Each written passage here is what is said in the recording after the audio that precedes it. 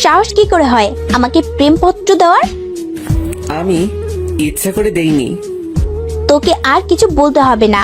তোদের মতো কিছু ছেলের জন্যই আজকে মেয়েরা সমাজে অবহেলিত। প্রথম দিন ভার্সিটিতে এসেই মেয়েদের প্রেমপত্র দেওয়া শুরু। জানি না সামনে আর কি করবি। তোকে দেখে তো মনে হয় একদম নিষ্পাপ বাচ্চা, কিন্তু তুই যে এমন একটা কাজ করবি তা তোকে দেখে কেউই বুঝতে পারবে না। আর শোন, কখনো কোনো মেয়ের সাথে এই রকম করবি না। মাথা নিচু করে দাঁড়িয়ে আছি। অনেক ছাত্রছাত্রী দাঁড়িয়ে আমাকে দেখছে। কোনো কিছু না করেও এইভাবে সবার সামনে অপমানিত হলাম। অবশ্য অপমানিত হওয়া আমার কাছে নতুন কিছু নয়। সেই ছোটবেলা থেকেই অপমানিত হয়ে আসছি। বাবা মা মারা গেছে তখন আমি অনেক ছোট। তারপর থেকেই এতিমখানায় বড় হয়েছি। এইচএসসি পর্যন্ত সেখান থেকে পড়ালেখা করেছিলাম। কিন্তু যখন আমার বয়স 18 হলো, তারপর তারা আমাকে কিছু টাকা দিয়ে বলল যে এখন থেকে আমি আর এখানে থাকতে পারবো না।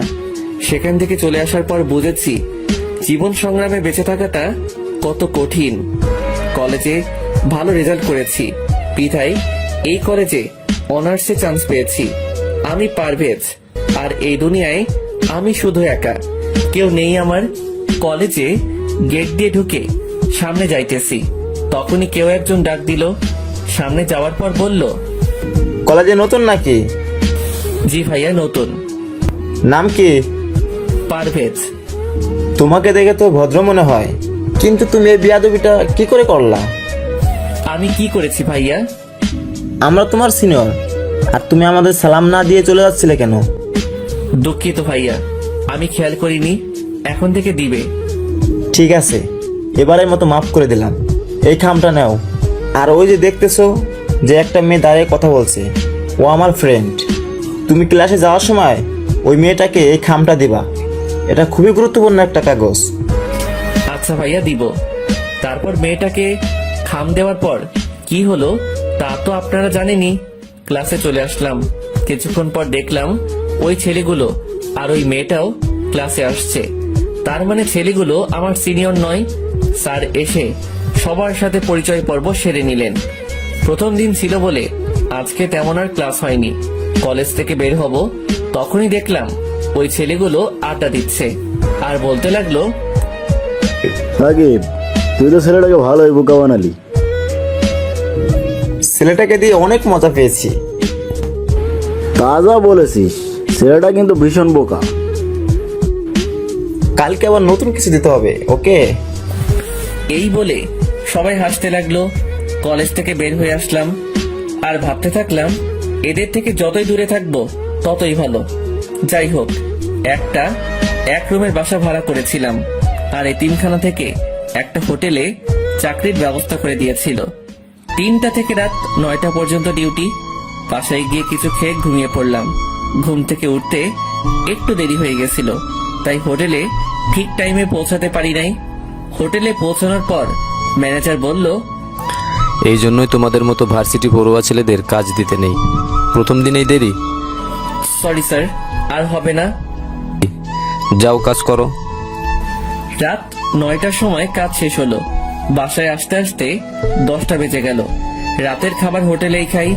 বাসায় এসে পড়তে বসলাম। পড়া শেষ করে ঘুমাতে গেলাম। সকালে ঘুম থেকে উঠে ফ্রেশ হয়ে কিছুক্ষণ পড়লাম। তারপর কলেজে গেলাম। কলেজে যাওয়ার পর আবার সেই ছেলেটা সাকিব ডাক দিল। তোকে না বলেছিলাম আমাদের সালাম দিতে? সালাম কেন দিব? আমরা তো একসাথেই পড়ি। তোরে তো। তখনই একজন স্যার চলে আসলো। কি হচ্ছে কি এখানে? যাও ক্লাসে যাও। তারপর ক্লাসে চলে আসলাম। ক্লাসটা শেষ করে যখনই বাইরে আসবো তখনই একটা ছেলে আমাকে ধাক্কা দিল। তোর সাহস কি করে হয় আমাকে জড়িয়ে ধরার? আমি ইচ্ছে করে করিনি, কে যেন আমাকে ধাক্কা দিয়েছে। অন্যায় করে আবার মিথ্যা কথা বলিস? প্রথম দিন আমাকে লাভ স্টোরি দিলি, আজকে আবার জড়িয়ে ধরেছিস। তোকে যেন আর কখনো আমার সামনে না দেখি। এই বলে মেয়েটা চলে গেল। তখনই সাকিব বলল, কিরে, কেমন দিলাম? এখন থেকে সব সময় আমাকে সালাম দিবি। কিছু বললাম না, জানি এদের কিছু বলে লাভ হবে না। চলে আসলাম সেখান থেকে। রাস্তা দিয়ে হাঁটছি। আমি কি শুধু সবার কাছে অবহেলিত হয়ে থাকবো? বাইরের পৃথিবীটা যে কত কষ্টের তা এখন বুঝতে পারছি। বাসায় চলে আসলাম। আজকে আর ঘুমালাম না, ঠিক টাইমেই হোটেলে চলে আসছি। তখনই ম্যানেজার এসে বলল, পারভেজ, এই খাবারগুলো ওই টেবিলে দিয়ে এসো। আচ্ছা স্যার। খাবার দিতে গেলাম, তখনই একজন বলল, এতক্ষণ লাগে খাবার দিতে? সে কখন থেকে অপেক্ষা করছি। ঠিক টাইমেই তো দিলাম স্যার। আবার মুখে মুখে কথা, যাও এখান থেকে। চলে আসলাম ওখান থেকে, ঠিক টাইমে খাবার দিলাম। তারপরে বলে যে দেরি হয়েছে। হোটেলের কাজ শেষ করে বাসায় চলে আসলাম। কিছুক্ষণ পড়ার পর ঘুমোতে গেলাম। শুয়ে শুয়ে ভাবছি, আমার জীবনের লক্ষ্য কি? এই দুনিয়ায় তো আমার কেউ নেই, না আছে কোনো আত্মীয় স্বজন, না আছে কোনো বন্ধু।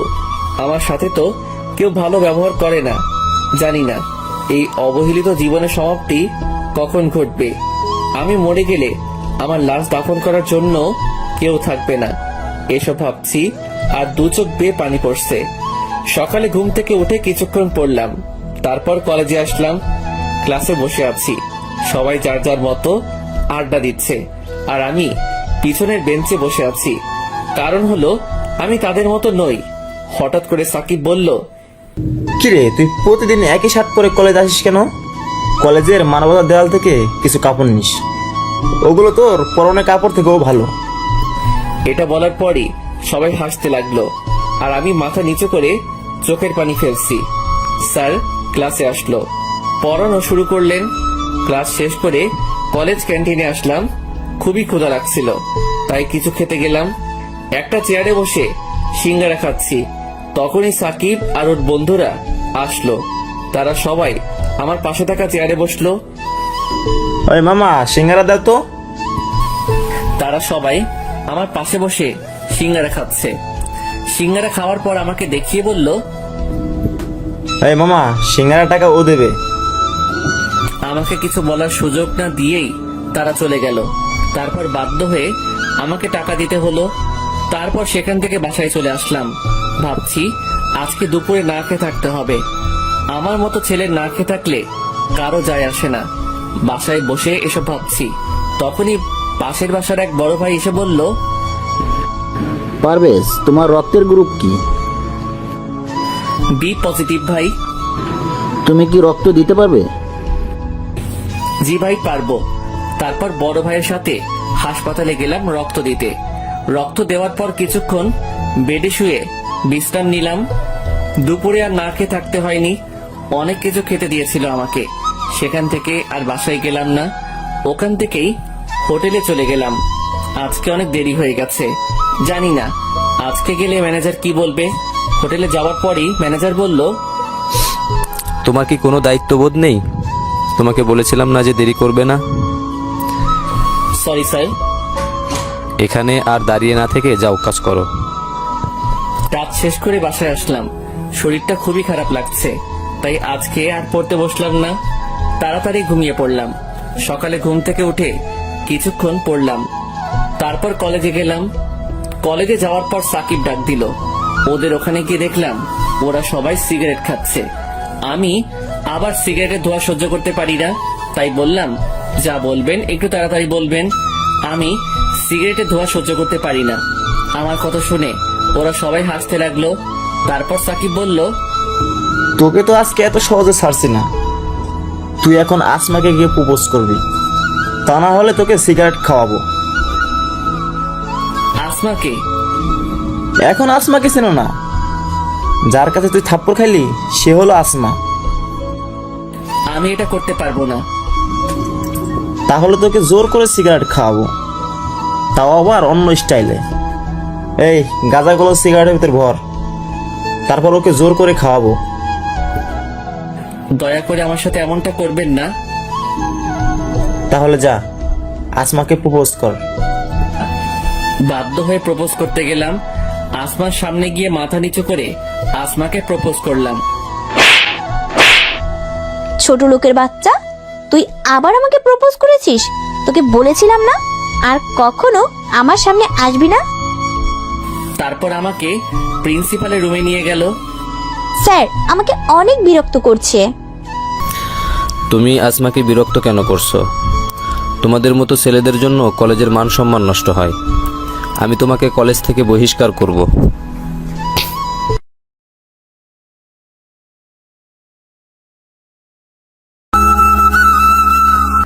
স্যার আমাকে অনেক বিরক্ত করছে। তুমি আসমাকে বিরক্ত কেন করছো?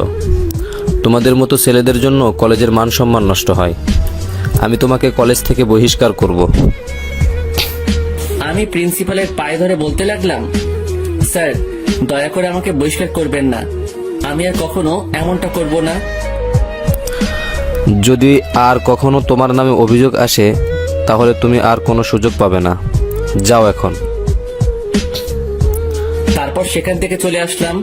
ভাবছি আমার সাথেই কেন এমন হয়, আমি তো কারো কোনো ক্ষতি করি নাই, তারপরও তারা কেন আমার পিছনে পড়ে আছে। দোস্ত, ছেলেটার সাথে কিন্তু প্রতিদিন সেই মজা হয়।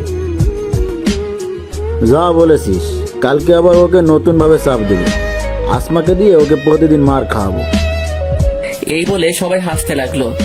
এটা আবার আসমা শুনেছে। ওই ছেলেটার কোনো দোষ নেই, আর আমি শুধুই ওই ছেলেটাকে ভুল বুঝলাম। কালকে কলেজে আসলে সরি বলতে হবে। রাতে শুয়ে শুয়ে ভাবছি, কালকে কলেজে গেলে তো আবার সাকিব আমার সাথে ওই রকম করবে। মনে হয় না আর ওই কলেজে বেশি দিন থাকতে পারবো। এইসব ভাবতে ভাবতে ঘুমিয়ে পড়লাম। পরের দিন কলেজে গেলাম। যাওয়ার পরেই আসমা ডাক দিল। সরি। কেন? তোমার কোনো দোষ ছিল না, তারপরও আমি তোমাকে অনেক অপমান করেছি।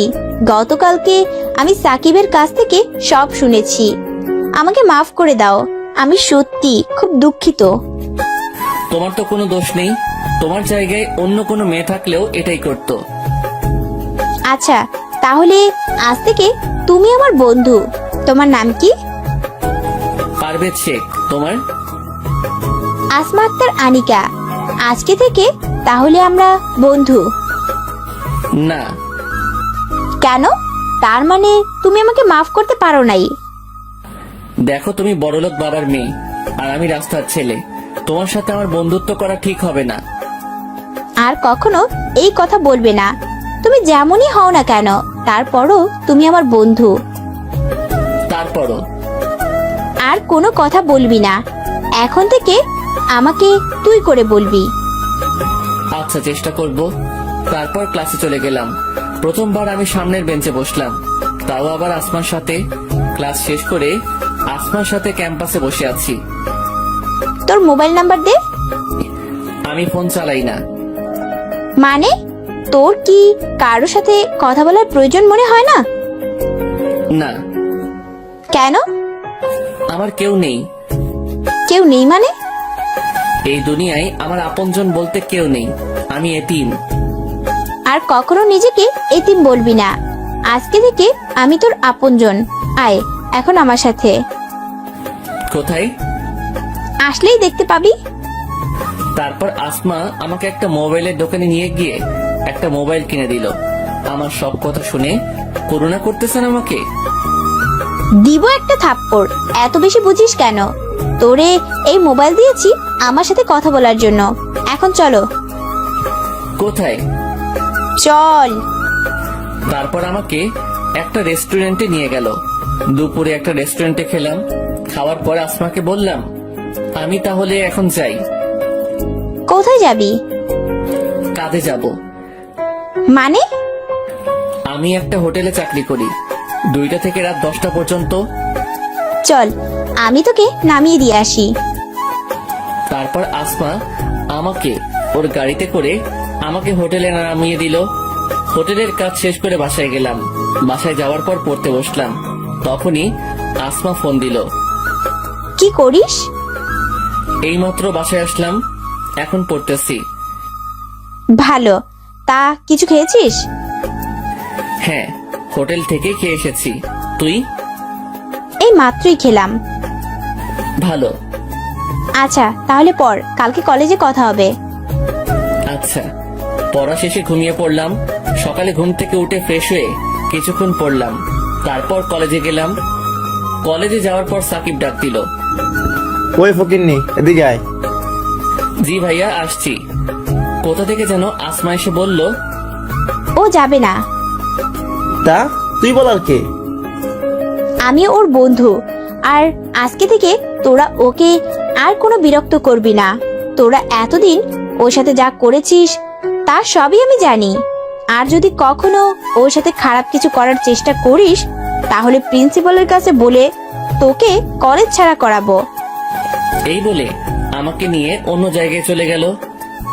তোর সাথে যে ওরা এত খারাপ ব্যবহার করে তুই কি ওদের কিছু বলিস না?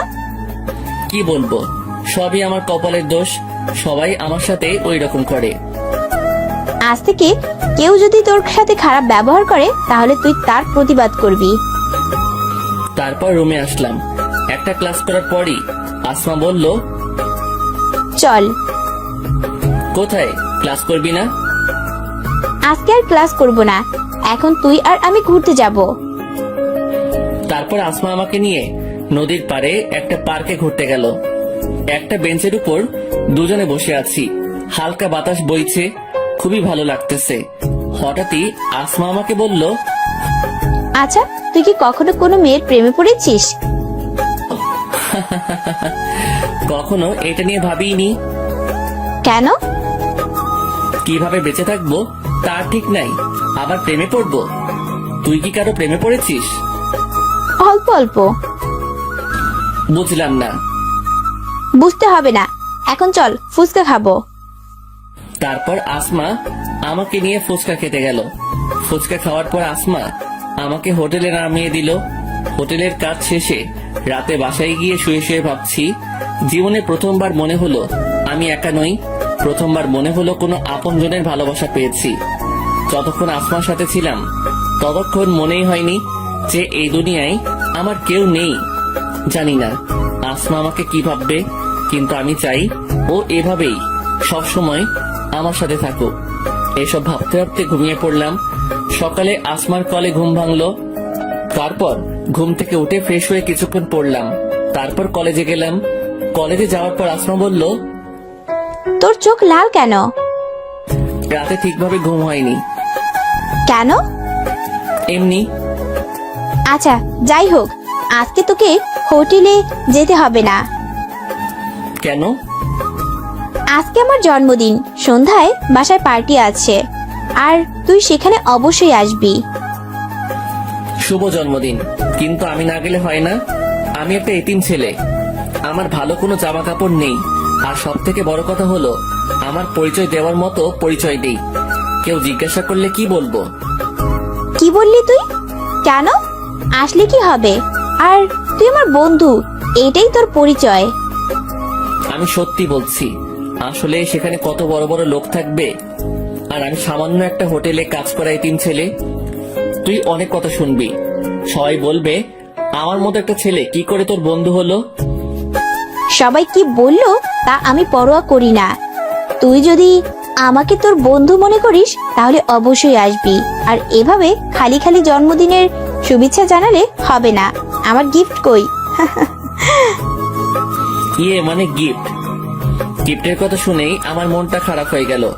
আচ্ছা, নিয়ে আসবো। এই, আমি খুবই দুঃখিত, আমি তো মজা করছিলাম।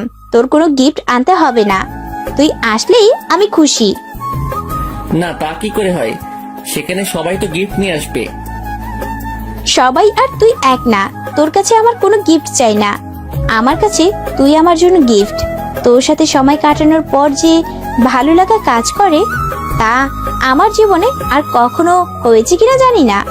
তোর কোনো গিফট আনতে হবে না, শুধু তুই আসলেই আমি অনেক খুশি হব। আচ্ছা, দেখা যাবে, এখন চল। তারপর ক্লাসে গেলাম। আজকে আসমা কলেজ থেকে একটু তাড়াতাড়ি চলে গেল। আসমা চলে যাওয়ার পর কেমন জানি ভালো লাগছিল না, তাই আমিও বাসায় চলে আসলাম। বাসায় এসে ভাবতে থাকলাম আমার কি করা উচিত। সেখানে যাওয়া কি ঠিক হবে, না শুধু গিফটটা দিয়ে আসবো? যদি যাই তাহলে আসমা অনেক কথা শুনবে, সেটা আমি নিশ্চিত। আর যদি না যাই তাহলে তো আসমা অনেক কষ্ট পাবে। না, আমি আসমাকে জেনে শুনে কষ্ট দিতে পারি না। ওই জীবনের প্রথম কোনো ব্যক্তি যে আমার এতটা খেয়াল রেখেছিল। আমি আসমাকে কখনো কষ্ট দিতে পারি না। কিন্তু আসমার জন্য কি গিফট কিনবো? যাই কিনি না কেন সেটা ওর জন্মদিনের সব থেকে কম দামি গিফট হবে। অনেক কষ্ট করে 2000 টাকা জমিয়েছিলাম। ভেবেছিলাম বাবা মায়ের জন্য মিলাদ পড়াবো। ভাবছি সেটা পরে পড়াবো। ওই টাকা দিয়ে আসমার জন্য একটা শাড়ি কিনবো। সন্ধ্যার সময় দোকান থেকে একটা শাড়ি কিনে আসমাদের বাসায় গেলাম। গেট দিয়ে ঢুকবো তখনই দারোয়ান এসে বাধা দিল। দাঁড়ান, কোথায় যাচ্ছেন? ভিতরে যাব। কে আপনি যে ভিতরে যাবেন? আমি আসমার বন্ধু। দারোয়ান আমার দিকে অনেকক্ষণ তাকিয়ে থেকে তারপর বলল, ফাইজলামি করেন? আপনি কিভাবে আসমা ম্যাডামের বন্ধু হতে পারেন? সরি পারভেজ, আপনি ওকে ঢুকতে দিলেন না কেন? দুঃখিত ম্যাডাম, আমি বুঝতে পারি নাই। তারপর আসমা আমাকে বাড়ির ভিতরে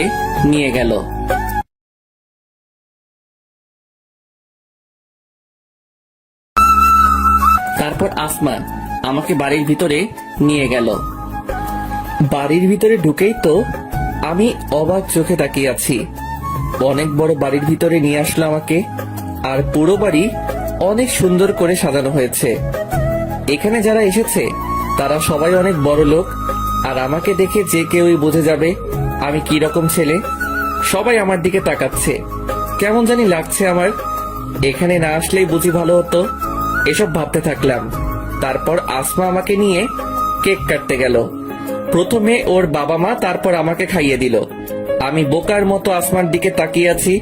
আর বাকিরা সবাই অনেক অবাক হয়েছে, কারণ আমার মতো একটা ছেলেকে আসমা ওর বাবা মায়ের পর কেক খাইয়ে দিল।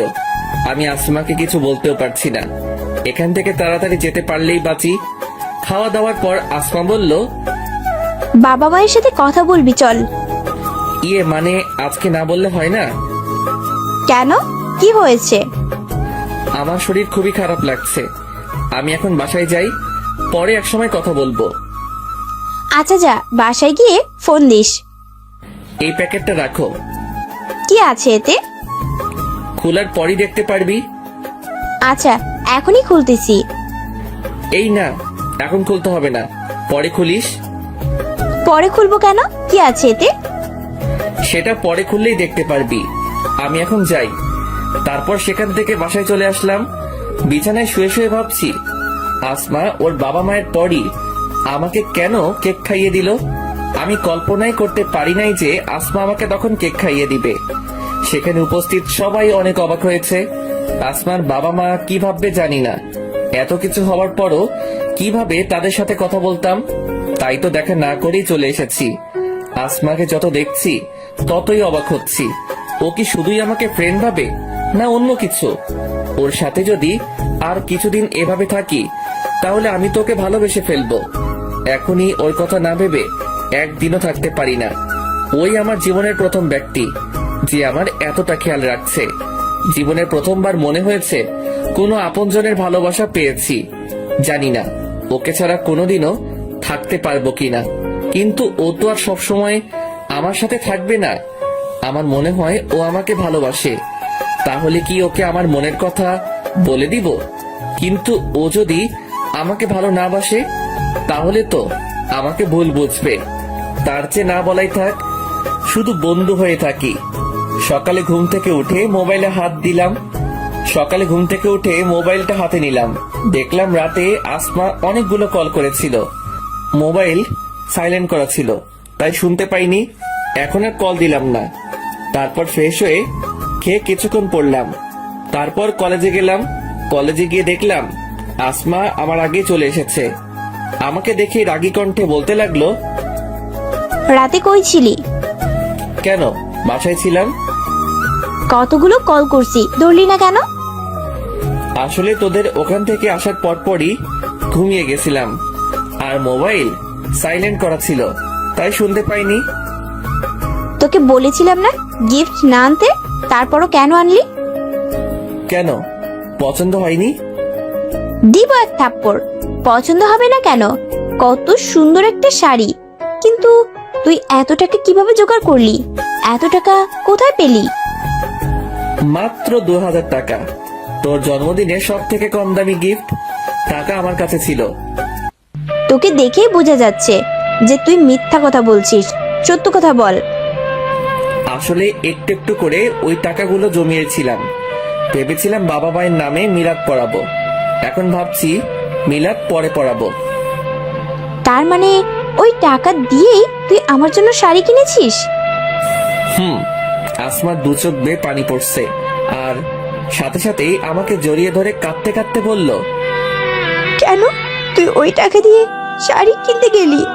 তোর কাছে আমার কোনো গিফট চাই না। আমার কাছে তুই সব থেকে বড় গিফট। চল এখন কোথায়? একটা এতিমখানায় যাব, কেন?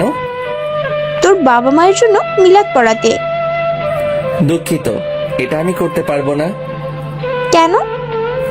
আমি আমার নিজের টাকা দিয়ে বাবা মায়ের জন্য মিলাদ পড়াবো। তো কি হয়েছে? মনে কর আমার টাকাই তোর টাকা। কিছু মনে করিস না, আমার নিজের উপার্জিত টাকা দিয়ে মিলাদ পড়াবো, কারো কাছ থেকে নিয়ে নয়। আর এখন বল, শাড়িটা কেমন লাগছে? অনেক সুন্দর। তা কখনো কি শাড়িটা পরবি? পরবো না কেন? না মানে শাড়িটা তো অনেক কম দামি। তুই তো মনে হয় এত কম দামি জিনিস পরিস না, তাই বললাম। পরিনি তো কি হয়েছে, এখন থেকে পরবো। কালকে বিকালেই শাড়ি পরে তোর সাথে নদীর পাড়ে ঘুরতে যাব। দেখা যাবে, এখন চল। তারপর ক্লাস করে বাসায় চলে গেলাম। ফ্রেশ হয়ে হোটেলে আসলাম। ম্যানেজারকে বললাম, স্যার কালকে আমার ছুটি লাগবে। তারপর ম্যানেজার বলল, রোজ রোজ তোমাকে ছুটি দিতে পারবো না। যদি কাজ করতে মন না চায় তাহলে আর আসার দরকার নেই। সরি স্যার, আর কখনো ছুটি নিব না, শুধু কালকেই লাস্ট। মনে থাকে যেন কথাটা। কালকের পরে ছুটি নিতে হলে একবারে নিবে। এখন যাও, কাজ করো। রাতে কাজ করে বাসায় এসে কিছুক্ষণ পড়লাম। পড়ার পর ঘুমাতে গেলাম। ভাবতে থাকলাম আসমার কথা। প্রথম কোনো মেয়ে আমাকে জড়িয়ে ধরলো। আমি কল্পনাই করতে পারি নাই যে আসমা আমাকে জড়িয়ে ধরবে। ওর সাথে থাকতে থাকতে কখন যে ওকে ভালোবেসে ফেলেছি তার নিজেও জানি না। এখন তো এমন হয়েছে, ওর সাথে কথা না বলে থাকতেই পারি না। যখনই কেউ আমার সাথে খারাপ ব্যবহার করে তখনই আসমার হাসি মুখটা চোখের সামনে ভেসে ওঠে। তখন সেই সব অপমান আর গায়ে লাগে না। কালকে বিকালে আসমা আমার দেওয়া শাড়ি পরবে। তাহলে কালকে কি আসমাকে আমার মনের কথা বলে দিব? জানি না ও আমাকে কি ভাববে। সকালে ঘুম থেকে উঠে ফ্রেশ হয়ে কলেজে গেলাম। আজকে একটু আগে কলেজে চলে আসলাম। গিয়ে দেখি আসমা এখনো আসেনি। কিছুক্ষণ একটা বেঞ্চের উপর বসলাম। এর মধ্যে আসমাও চলে এসেছে। আমার কাছে এসে বলতে লাগলো, আজকে এত তাড়াতাড়ি চলে এসেছিস? সবসময় তো আমার পরে আসতি। এমনি আগে চলে এসেছি। আজকে বিকালে যখন ঘুরতে যাব তখন তোকে একটা কথা বলবো। আমিও তোকে কিছু বলবো। কি বলবি? তার সময় হলেই জানতে পারবি। আচ্ছা ঠিক আছে, এখন চল ক্লাসে যাই। চল। ক্লাস শেষ করে বাসায় চলে আসলাম। গোসল করে কিছু খেলাম। তারপর একটু ঘুমিয়ে নিলাম। তারপর তৈরি হয়ে নদীর পাড়ে গেলাম আসমার সাথে দেখা করতে। আসমার আসার আগেই আমি সেখানে চলে গেছি। আমি খুবই চিন্তিত। জানি না আসমাকে আমার ভালোবাসার কথা বললে ও কিভাবে নেবে সেটা। যদি ও আমাকে ভালো না বাসে তাহলে হয়তো আমাদের বন্ধুত্ব ভেঙে যাবে। কিন্তু আমি তো আসমাকে ছাড়া থাকতে পারবো না। অনেক ভালোবেসে ফেলেছি ওকে। কিন্তু ও আমাকে কি কথা বলবে? ও কি আমায় ভালোবাসে? এসবই মাথায় ঘুরপাক খাচ্ছে। এর ভিতরে আসমা চলে এসেছে। আমার দেওয়া শাড়ি পরে এসেছে। খুবই সুন্দর লাগছে ওকে। ওর দিকে এক ধ্যানে তাকিয়ে থাকলাম। ও আমার কাছে এসে বলতে লাগলো, এভাবে তাকিয়ে কি দেখছিস? তোকে দেখছি। আমাকে আজকে নতুন দেখছিস মনে হয়? তা না, তোকে আজকে অনেক সুন্দর লাগছে। ভাবছি সত্যি কি এটা তুই না অন্য কেউ। আর শাড়িটা পরার জন্য ধন্যবাদ। তাকিয়ে থাকতে হবে না, আর ধন্যবাদও দিতে হবে না। এখন চল কিছুক্ষণ হাঁটি। তারপর আসমার সাথে হাঁটতে থাকলাম। আসমা কথা বলছে আর আমি নির্বাক শ্রোতার মতো ওর কথা শুনছি আর ওকে দেখছি। আজকে আসমাকে খুবই সুন্দর লাগছে। ভাবছি এখনই ওকে ভালোবাসার কথা বলবো, কিন্তু তার আগে আসমা বলল, চল ফুচকা খেয়ে আসি। চলো। আমাকে নিয়ে ফুচকা খেতে গেল। তারপর দুজনে মিলে ফুচকা খেলাম। ফুচকা খাওয়ার পর নদীর পাড়ের একটা বেঞ্চে দুজনে বসে আছি। আচ্ছা, তুই না আমাকে কিছু বলতে চাইছিলি? তুইও তো কিছু বলতে চাইছিলি। আগে তুই বল, তারপর আমি বলবো। না, আগে তোরটা বলবি। আচ্ছা, আমিই বলবো একটু পরে। দাঁড়া, একজনকে ফোন করে নেই। কোথায়? তাড়াতাড়ি এসো, আমরা সেই কখন থেকে বসে আছি। কার সাথে কথা বললি? আর কে আসবে? আসলেই দেখতে পাবি। আচ্ছা পারভেজ, মনে কর তুই একজনকে ভালোবাসিস কিন্তু বলতে পারছিস না, কিন্তু হঠাৎ করেই সে যদি তোকে প্রপোজ করে, তাহলে কি করবি? অবশ্যই রাজি হব। আমিও একজনকে ভালোবেসে ফেলেছি। তার মানে ও কি আমাকে ভালোবাসে? খুবই আগ্রহ নিয়ে ওকে জিজ্ঞেস করলাম, কাকে ভালোবাসিস তুই? বলবো একটু পরে, এখন ঝালমুড়ি খাবো দুজনে, আর তার ভিতরে ও চলে আসবে।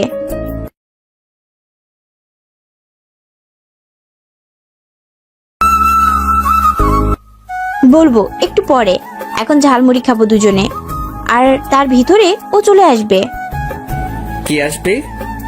আসলেই দেখতে পাবি। তারপর দুজনে মিলে ঝালমুড়ি খেলাম। এর মধ্যে একটা ছেলে এসে আসমাকে বলতে লাগলো, ওই পারভেজ, হ্যাঁ। তারপর ছেলেটা আমাকে বলতে লাগলো, তোমার কথা ও যে কতবার বলেছে তার কোনো ঠিক নেই। তুমি নাকি ওর লাইফে খুবই গুরুত্বপূর্ণ একজন। আমি আসমাকে জিজ্ঞেস করলাম, ছেলেটা কে? ও রাব্বি, আর আমি ওকেই ভালোবাসি। আসমার মুখে এই কথা শুনে মুহূর্তের মধ্যেই আমার মনে হলো কেউ আমার বুকে চাবুক দিয়ে আঘাত করতেছে। আসমাকে দেখে মনে হচ্ছে ও খুবই খুশি। কোন রকমের চোখের পানি আটকে হাসি মুখে আসমাকে বললাম, কবে থেকে? আগে তো বললি না। ওকে আমি অনেক আগে থেকেই ভালোবাসি, কিন্তু ওকে কখনো বলা হয়নি। আমাদের বাসার পাশেই ওর বাসা। ওই আমার লাইফের ফার্স্ট ক্রাশ। আর আমার জন্মদিনের পার্টির পর ও আমাকে প্রপোজ করে। আমি প্রথমে খুবই অবাক হয়ে গেছিলাম, কারণ এর আগে কখনোই ও আমার সাথে কথা বলে নাই। আমি শুধু ওকে দূর থেকে দেখতাম। ও প্রপোজ করায় আমি এতটাই অবাক হয়ে গেছিলাম যে কিছুই বলতে পারছিলাম না। তারপর ও বলে যে আমাকে সময় নিতে। তারপর আমি আজকে ওকে হ্যাঁ বলে তোর সাথে পরিচয় করিয়ে দিতে আসলাম। হ্যাঁ, খুব ভালো একজন বন্ধু।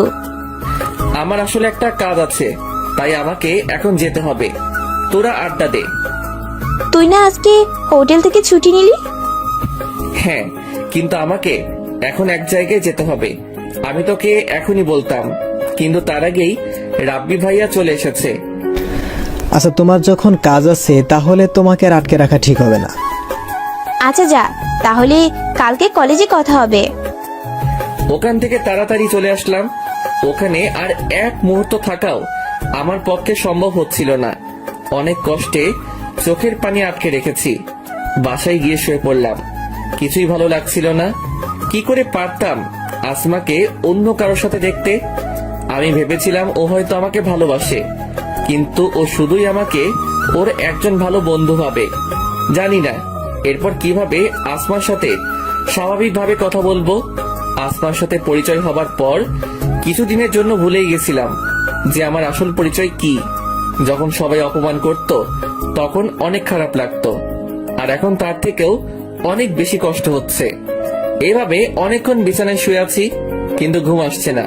কিভাবে ঘুম আসবে? চোখ বুঝলেই তো আসমার মুখটা ভেসে ওঠে। তবে আজকে একটা ব্যাপার খুবই অদ্ভুত লাগছে।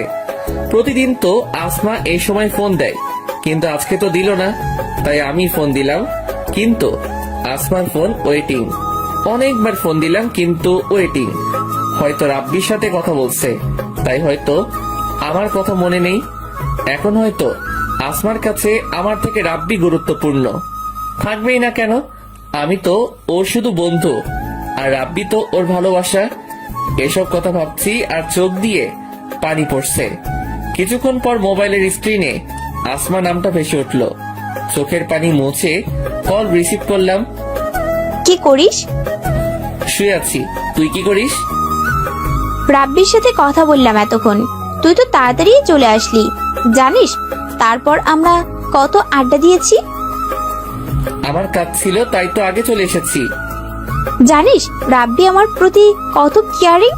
আমি বাসায় আসছি কিনা, খেয়েছি কিনা সবকিছুর খবরও রাখে। ও আমাকে অনেক ভালোবাসে। আমি খুবই ভাগ্যবান যে ওর মতো একজনকে পেয়েছি। ভালো, আমার খুবই ঘুম পেয়েছে, রাখছি এখন। আচ্ছা। চোখের পানি আর কন্ট্রোল করতে পারছিলাম না, তাই তাড়াতাড়ি ফোনটা রেখে দিলাম। নিজের ভালোবাসার মানুষের মুখে যদি অন্য কারো প্রশংসা শুনতে হয় তাহলে এর চেয়ে কষ্টের আর কিছু নাই। আগে আসমা ফোন দিলে আমার খোঁজ খবর রাখতো, আর এখন আসমার খোঁজ খবর অন্য কেউ রাখে। হয়তো আসমা রাব্বির সাথেই অনেক সুখী থাকবে, আমি না হয় আসমার বন্ধু হয়েই সারা জীবন থাকবো। একটা দুঃস্বপ্ন ভেবে সবকিছু ভুলে যাব। সকালে ঘুম থেকে উঠে দেখলাম অনেক সময় হয়ে গেছে। রাতে ঠিক মতো ঘুমাতে পারি নাই, তাই সকালে তাড়াতাড়ি উঠতে পারি নাই। তাড়াতাড়ি ফ্রেশ হয়ে কিছু খেয়ে কলেজে গেলাম। কলেজে গিয়ে দেখলাম আসমা এখনো আসেনি। একা একা একটা বেঞ্চের উপর বসে আছি। ক্লাসের সময় হয়ে গেল কিন্তু আসমা এখনো এলো না, তাই ফোন দিলাম আসমাকে। কোথায় তুই? কলেজে আসবি না? আজকে আসবো না, রাব্বির সাথে নদীর পাড়ে ঘুরতে আসছি। আচ্ছা ঠিক আছে, রাখছি তাহলে। গতকালকেও তো আসমার সাথে কথা বললাম, তখন তো বললো না যে আজকে কলেজে আসবে না। হয়তো আমাকে বলার প্রয়োজন মনে করেনি। আমি একাই ক্লাস করলাম, তারপর বাসায় চলে আসলাম। বাসায় এসে ফ্রেশ হয়ে হোটেলে যাবার জন্য রওনা দিলাম। রাস্তা দিয়ে হাঁটছি আর ভাবছি কেন যে আসমার সাথে পরিচয় হলো, তাহলে হয়তো এখন কষ্ট পেতাম না। জীবনে সবকিছুতেই তো অবহেলিত হয়ে এসেছি, ভালোবাসার বেলায় তার ব্যতিক্রম কেন হবে? এসব ভাবছি আর হাঁটছি, তখনই দেখলাম আসমা আর রাব্বি বাইকে করে যাচ্ছে। রাব্বি বাইক চালাচ্ছে আর আসমা ওকে পেছন থেকে জড়িয়ে ধরে আছে। আমি আর ওদেরকে ডাক দিলাম না, ওরা ওদের মতো যাচ্ছে। আমি তাড়াতাড়ি হোটেলে চলে গেলাম। আসমাকে অন্য কারোর সাথে দেখলেই খুবই খারাপ লাগে। ও তো এখন খুবই ব্যস্ত, তাই হয়তো আমার খবর নেওয়ার সময় পাইনি। হোটেলে এসে কাজ করতেছিলাম। আজকে কেন জানি কাজ করতেও ভালো লাগছিল না। অন্য মনস্ক হয়ে খাবার নিয়ে একটা টেবিলে গেলাম। অসাবধানতা বশত কিছু খাবার একটা মেয়ের গায়ে পড়লো। ছোট লোক কোথাকার, দেখে কাজ করতে পারিস না? দিলি তো আমার জামাটা নষ্ট করে। জানিস তোর থেকে আমার জামার দাম বেশি। এর ভিতরে ম্যানেজার চলে এসেছে। কি হয়েছে এখানে? এই ছোট লোকটা আমার গায়ে খাবার ফেলে দিয়েছে। আমরা খুবই দুঃখিত ম্যাম, দয়া করে আর রাগারাগি করবেন না, তাতে আমাদের হোটেলের সম্মান নষ্ট হবে। আমরা ওর বিচার করব। পারভেজ, তুমি আমার সাথে এসো। ম্যানেজার আমাকে নিয়ে একটা রুমে গেল, তারপর বলতে লাগলো, তোমার কি কাজ করার ইচ্ছা নেই? মাঝে মাঝে ছুটি নাও, সময় মতো আসো না। তার উপর আবার আজকে যে ঘটনা ঘটালে, এরপর আর তোমাকে কাজে রাখা সম্ভব নয়। স্যার দয়া করে আমাকে কাজ থেকে বের করে দিবেন না, কথা দিচ্ছি এরপর আর আমার নামে কোনো অভিযোগ আসতে দিব না। মাফ করতে পারি এক শর্তে, এখন গিয়ে ওই মেয়েটার কাছে সরি বলবে। সে যদি মাফ করে তাহলেই তোমার চাকরি থাকবে। ঠিক আছে স্যার। তারপর মেয়েটার কাছে গিয়ে বললাম, সরি ম্যাম, আমাকে মাফ করে দিন, আমার ভুল হয়ে গেছে। দিলাম মাফ করে, এখন যা। হোটেলের কাজ করে রাতে বাসায় আসলাম। বিছানায় শুয়ে শুয়ে ভাবছি দুনিয়াটা বড় অদ্ভুত। অপরাধ না করেও মাপ চাইতে হলো। আর মেয়েটা যা বলেছে ঠিকই বলেছে, আমার থেকে তার জামার দামও অনেক বেশি। আসমাকে কল দিলাম কিন্তু ওয়েটিং। অনেকবার কল দিলাম কিন্তু ওয়েটিং। বিছানায় শুয়ে আছি, ভাবছি আসমা হয়তো কল দিবে, কিন্তু অনেক সময় হয়ে গেল কিন্তু কল দিল না। ওর কাছে কি আমি এতটাই মূল্যহীন যে একবার আমাকে কল দিতেও পারলো না? ওকে তো আর আমি ভালোবাসতে বলছি না, আমি তো শুধু ওর বন্ধু হয়েই থাকতে চাইছিলাম। এগুলো ভাবতে ভাবতে একটা সময় ঘুমিয়ে গেলাম। সকালে ঘুম থেকে উঠেই আগে ফোনটা হাতে নিলাম, কিন্তু যে আশা হাতে নিয়েছিলাম তা পূরণ হয়নি। আসমা আমাকে একটিবারও কল করেনি, হয়তো ওর কাছে এখন রাব্বি সব। ফ্রেশ হয়ে কিছুক্ষণ পড়লাম, কিন্তু পড়ায় একদমই মন বসছিল না। তারপরও পড়ার চেষ্টা করলাম। পড়া শেষে কিছু খেয়ে কলেজে আসলাম। গিয়ে দেখি আসমা এখনো আসেনি, তাই একা একা একটা বেঞ্চের উপর বসে সময় কাটালাম। ক্লাস শুরু হওয়ার কিছুক্ষণ আগে আসমা আসলো। এত দেরি হলো কেন আজকে? আর বলিস না, গতকাল অনেক রাত পর্যন্ত রাব্বির সাথে কথা বলেছিলাম, তাই ঘুম থেকে উঠতে দেরি হয়েছে। রাতে তোকে অনেকবার কল দিয়েছিলাম। সরি, আমি খেয়াল করিনি। রাব্বির সাথে কথা বলে ঘুমিয়ে গেছিলাম, তাই মনে ছিল না। প্লিজ কিছু মনে করিস না। আরে না, মনে করার কি আছে? আচ্ছা, বিকালে তোর সাথে নদীর পাড়ে ঘুরতে যাব, ঠিক আছে? না, বিকালে যাওয়া যাবে না। হোটেল থেকে আমাকে ছুটি দিবে না। তাহলে কালকে কলেজ ডেমে যাব, ঠিক আছে? আচ্ছা। তারপর ক্লাস করে বাসায় চলে আসলাম। আজকে অনেক খুশি লাগছে, কারণ কালকে আসমার সাথে ঘুরতে যেতে পারবো। এত খুশি হয়ে কাজ নাই। এখন তাড়াতাড়ি রেডি হয়ে হোটেলে যেতে হবে। দেরি করলে চাকরি থাকবে না, আমাকে আর কোনো সুযোগও দিবে না। ঠিক সময়ে হোটেলে চলে আসলাম। তারপর নিজের কাজ করতে লাগলাম। আমাকে দেখে ম্যানেজার বলতে লাগলো, প্রতিদিন এভাবে ঠিক সময়ে আসবে আর ভালোভাবে কাজ করবে। জি স্যার। আজকে কাজ করেও কেন জানি অনেক আনন্দ পাচ্ছি। হয়তো আসমার জন্য, কারণ কালকে ওর সাথে নদীর পাড়ে ঘুরতে যাব। অনেকদিন পর আসমার সাথে আড্ডা দিব, ভাবতেই অনেক ভালো লাগছে। কাজ করে বাসায় চলে আসলাম। ফ্রেশ হয়ে কিছুক্ষণ পড়লাম। তারপর ভাবছি আসমাকে একটা ফোন দিব। যেই বাবা সেই কাজ, আসমাকে ফোন দিলাম, কিন্তু ফোন ওয়েটিং। অনেকবার ফোন দিলাম, তাও ওয়েটিং। তোর মুডটাই খারাপ হয়ে গেল। আরে, আমি এত চিন্তা করছি কেন? কালকে তো আসমার সাথে কথা হবেই, এই ভেবে ঘুমিয়ে পড়লাম। সকালে কলেজে গিয়ে দেখলাম আসমা এখনো আসেনি। আগে আসমা সব সময় আমার আগেই কলেজে আসতো। ইদানিং দেখছি আসমা কলেজে খুবই লেট করে আসে। হয়তো রাতে রাব্বির সাথে কথা বলে, তাই সকালে ঘুম থেকে উঠতে দেরি হয়। মন খারাপ করে একটা বেঞ্চের উপর বসে রইলাম। কিছুক্ষণ পর আসমা আসলো।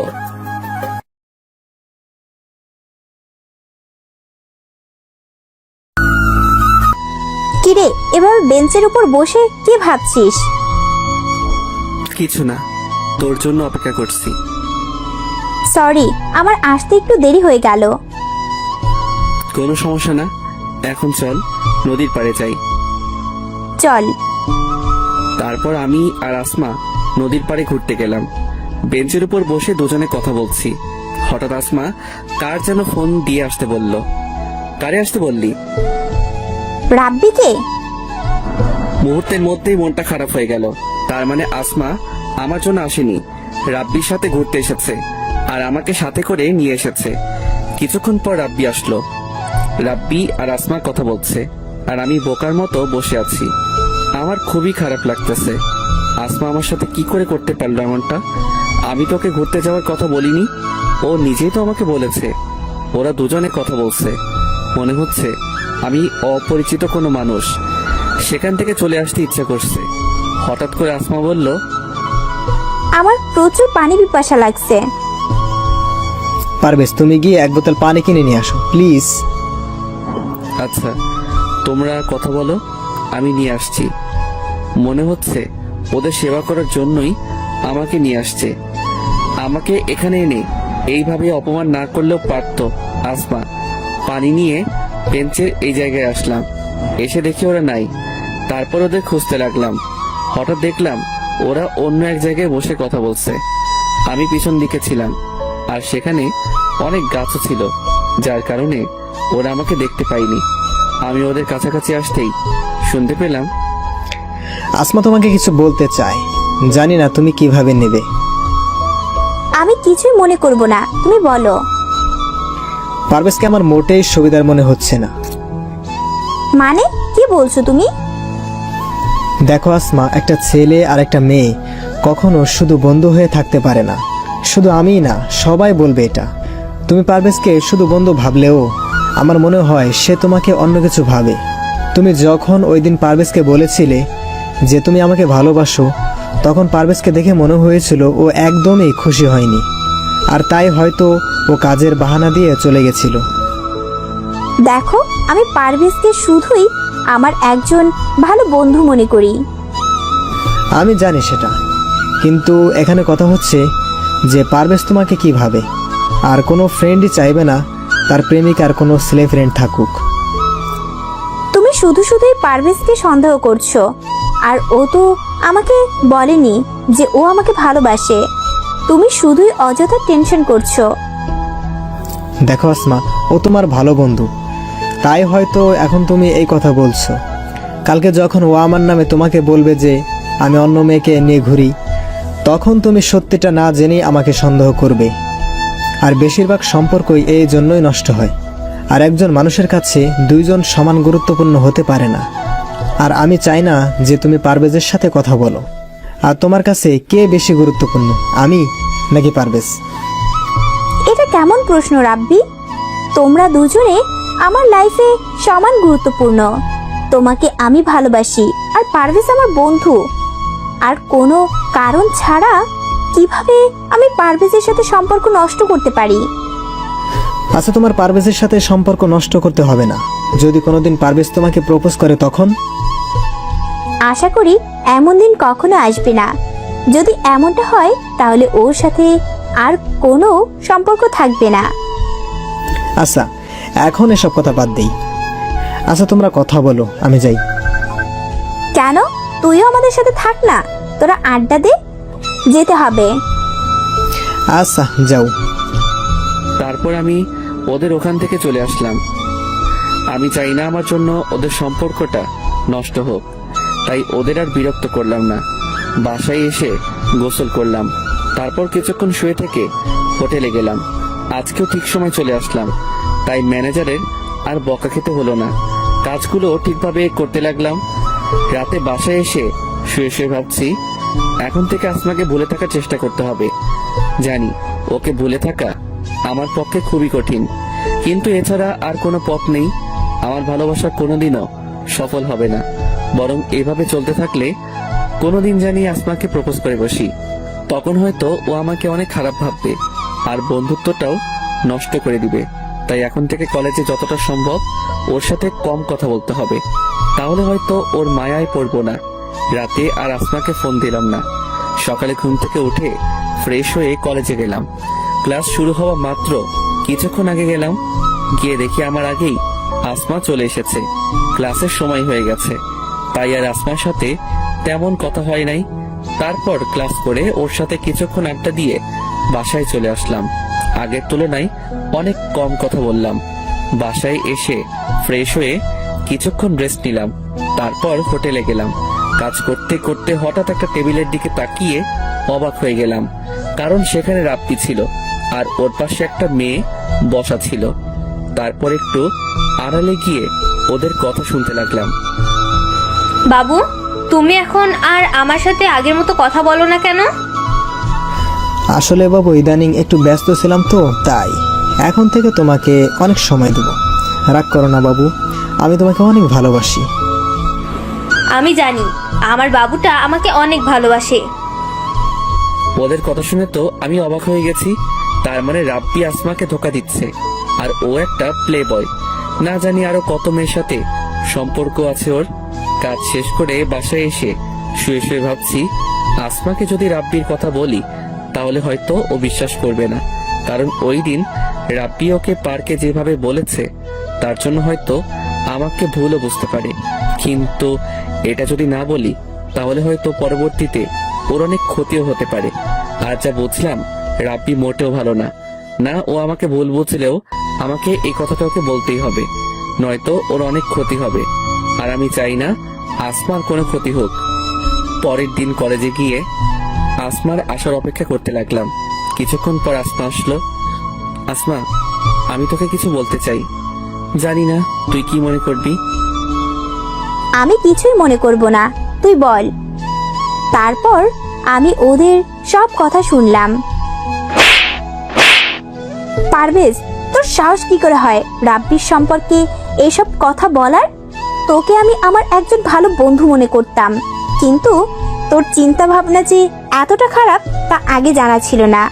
রাব্বির সাথে আমার সম্পর্ক নষ্ট করা তোর কি লাভ? ও বুঝেছি, ভালোবাসিস আমায়। তুই ভাবলি কি করে তোকে আমি ভালোবাসবো? তোকে শুধু আমার একজন ভালো বন্ধু মনে করতাম, কিন্তু আজকের পর থেকে আমি ভুলে যাব যে আমার তোর মতো কোনো বন্ধু ছিল। তুই আর কখনো আমার সাথে কথা বলবি না। ওই দিন পার্কে রাব্বি ঠিকই বলেছিল, কিন্তু আমি ওর কথা বিশ্বাস করিনি। যা আমার সামনে থেকে। চোখের পানি মুছে সেখান থেকে চলে আসলাম। আসমা রাব্বির ভালোবাসায় অন্ধ হয়ে গেছে, তাই ওর আমার কথা বিশ্বাস হচ্ছে না। কিন্তু ও যে আমাকে কলেজে সবার সামনে থাপ্পড় মারবে তা আমি কল্পনাও করিনি। কিন্তু আমি আসমাকে কি করে বিশ্বাস করাবো যে আমি যা বলেছি সব সত্যি? আমি জেনে শুনে কিভাবে আসমার ক্ষতি হতে দিতে পারি? ও আমাকে ভালো না বাসলেও আমি তো বাসি। তারপর সেখান থেকে ক্লাসে চলে গেলাম। আসমার সাথে পরিচয় হওয়ার পর এই প্রথমবার ও আমার সাথে একই বেঞ্চে বসে নাই। আমি আগে থেকে সামনের বেঞ্চে বসেছিলাম, ভেবেছিলাম হয়তো তখন রাগের মাথায় অনেক কিছু বলে ফেলেছে, এখন ঠিকই আমার পাশে বসবে। কিন্তু আমার ধারণা ভুল প্রমাণ করে দিয়ে ও আমার পিছনের বেঞ্চে বসলো। অনেক কষ্টে ক্লাস করলাম। ক্লাস শেষ হবার পর আসমা আমাকে রেখেই একা চলে গেছে। আসমার এই অবহেলায় খুবই কষ্ট হচ্ছে। আমি কলেজ থেকে বাসায় চলে আসলাম, ফ্রেশ হয়ে কিছুক্ষণ রেস্ট করলাম, তারপর হোটেলে চলে আসলাম। পারভেজ আমার সাথে এমনটা করবে কখনো কল্পনাও করিনি। শেষ পর্যন্ত রাব্বির কথাই সত্যি হলো। সেদিন যদি ওর কথা বিশ্বাস করতাম তাহলে আজকে এই দিনটা দেখতে হতো না। পারভেজের চিন্তা ভাবনা এতটা খারাপ তা আগে বুঝতে পারি নাই। বিকেলে রাব্বির সাথে নদীর পাড়ে ঘুরতে গেলাম।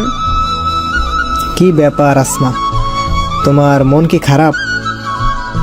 কখনো ভাবতেই পারি নাই যে আমার জীবনে এরকম ঘটনা ঘটবে। কি হয়েছে? পারভেজ যে এতটা খারাপ তা আগে জানা ছিল না। ওকে আমি আমার একজন ভালো বন্ধু মনে করতাম। ওর কত বড় সাহস তোমার সম্পর্কে বাজে কথা বলে। কি বলেছে? তোমাকে নাকি ও কোন মেয়ের সাথে দেখেছে, তোমরা নাকি একে অপরকে ভালোবাসো। কথাটা শুনে আমার এতটা রাগ হয়েছিল যে সাথে সাথেই ওকে থাপ্পড় মেরেছি আর ওর সাথে বন্ধুত্ব শেষ করেছি। সেদিন তোমার কথা বিশ্বাস না করে অনেক বড় ভুল করে ফেলেছি।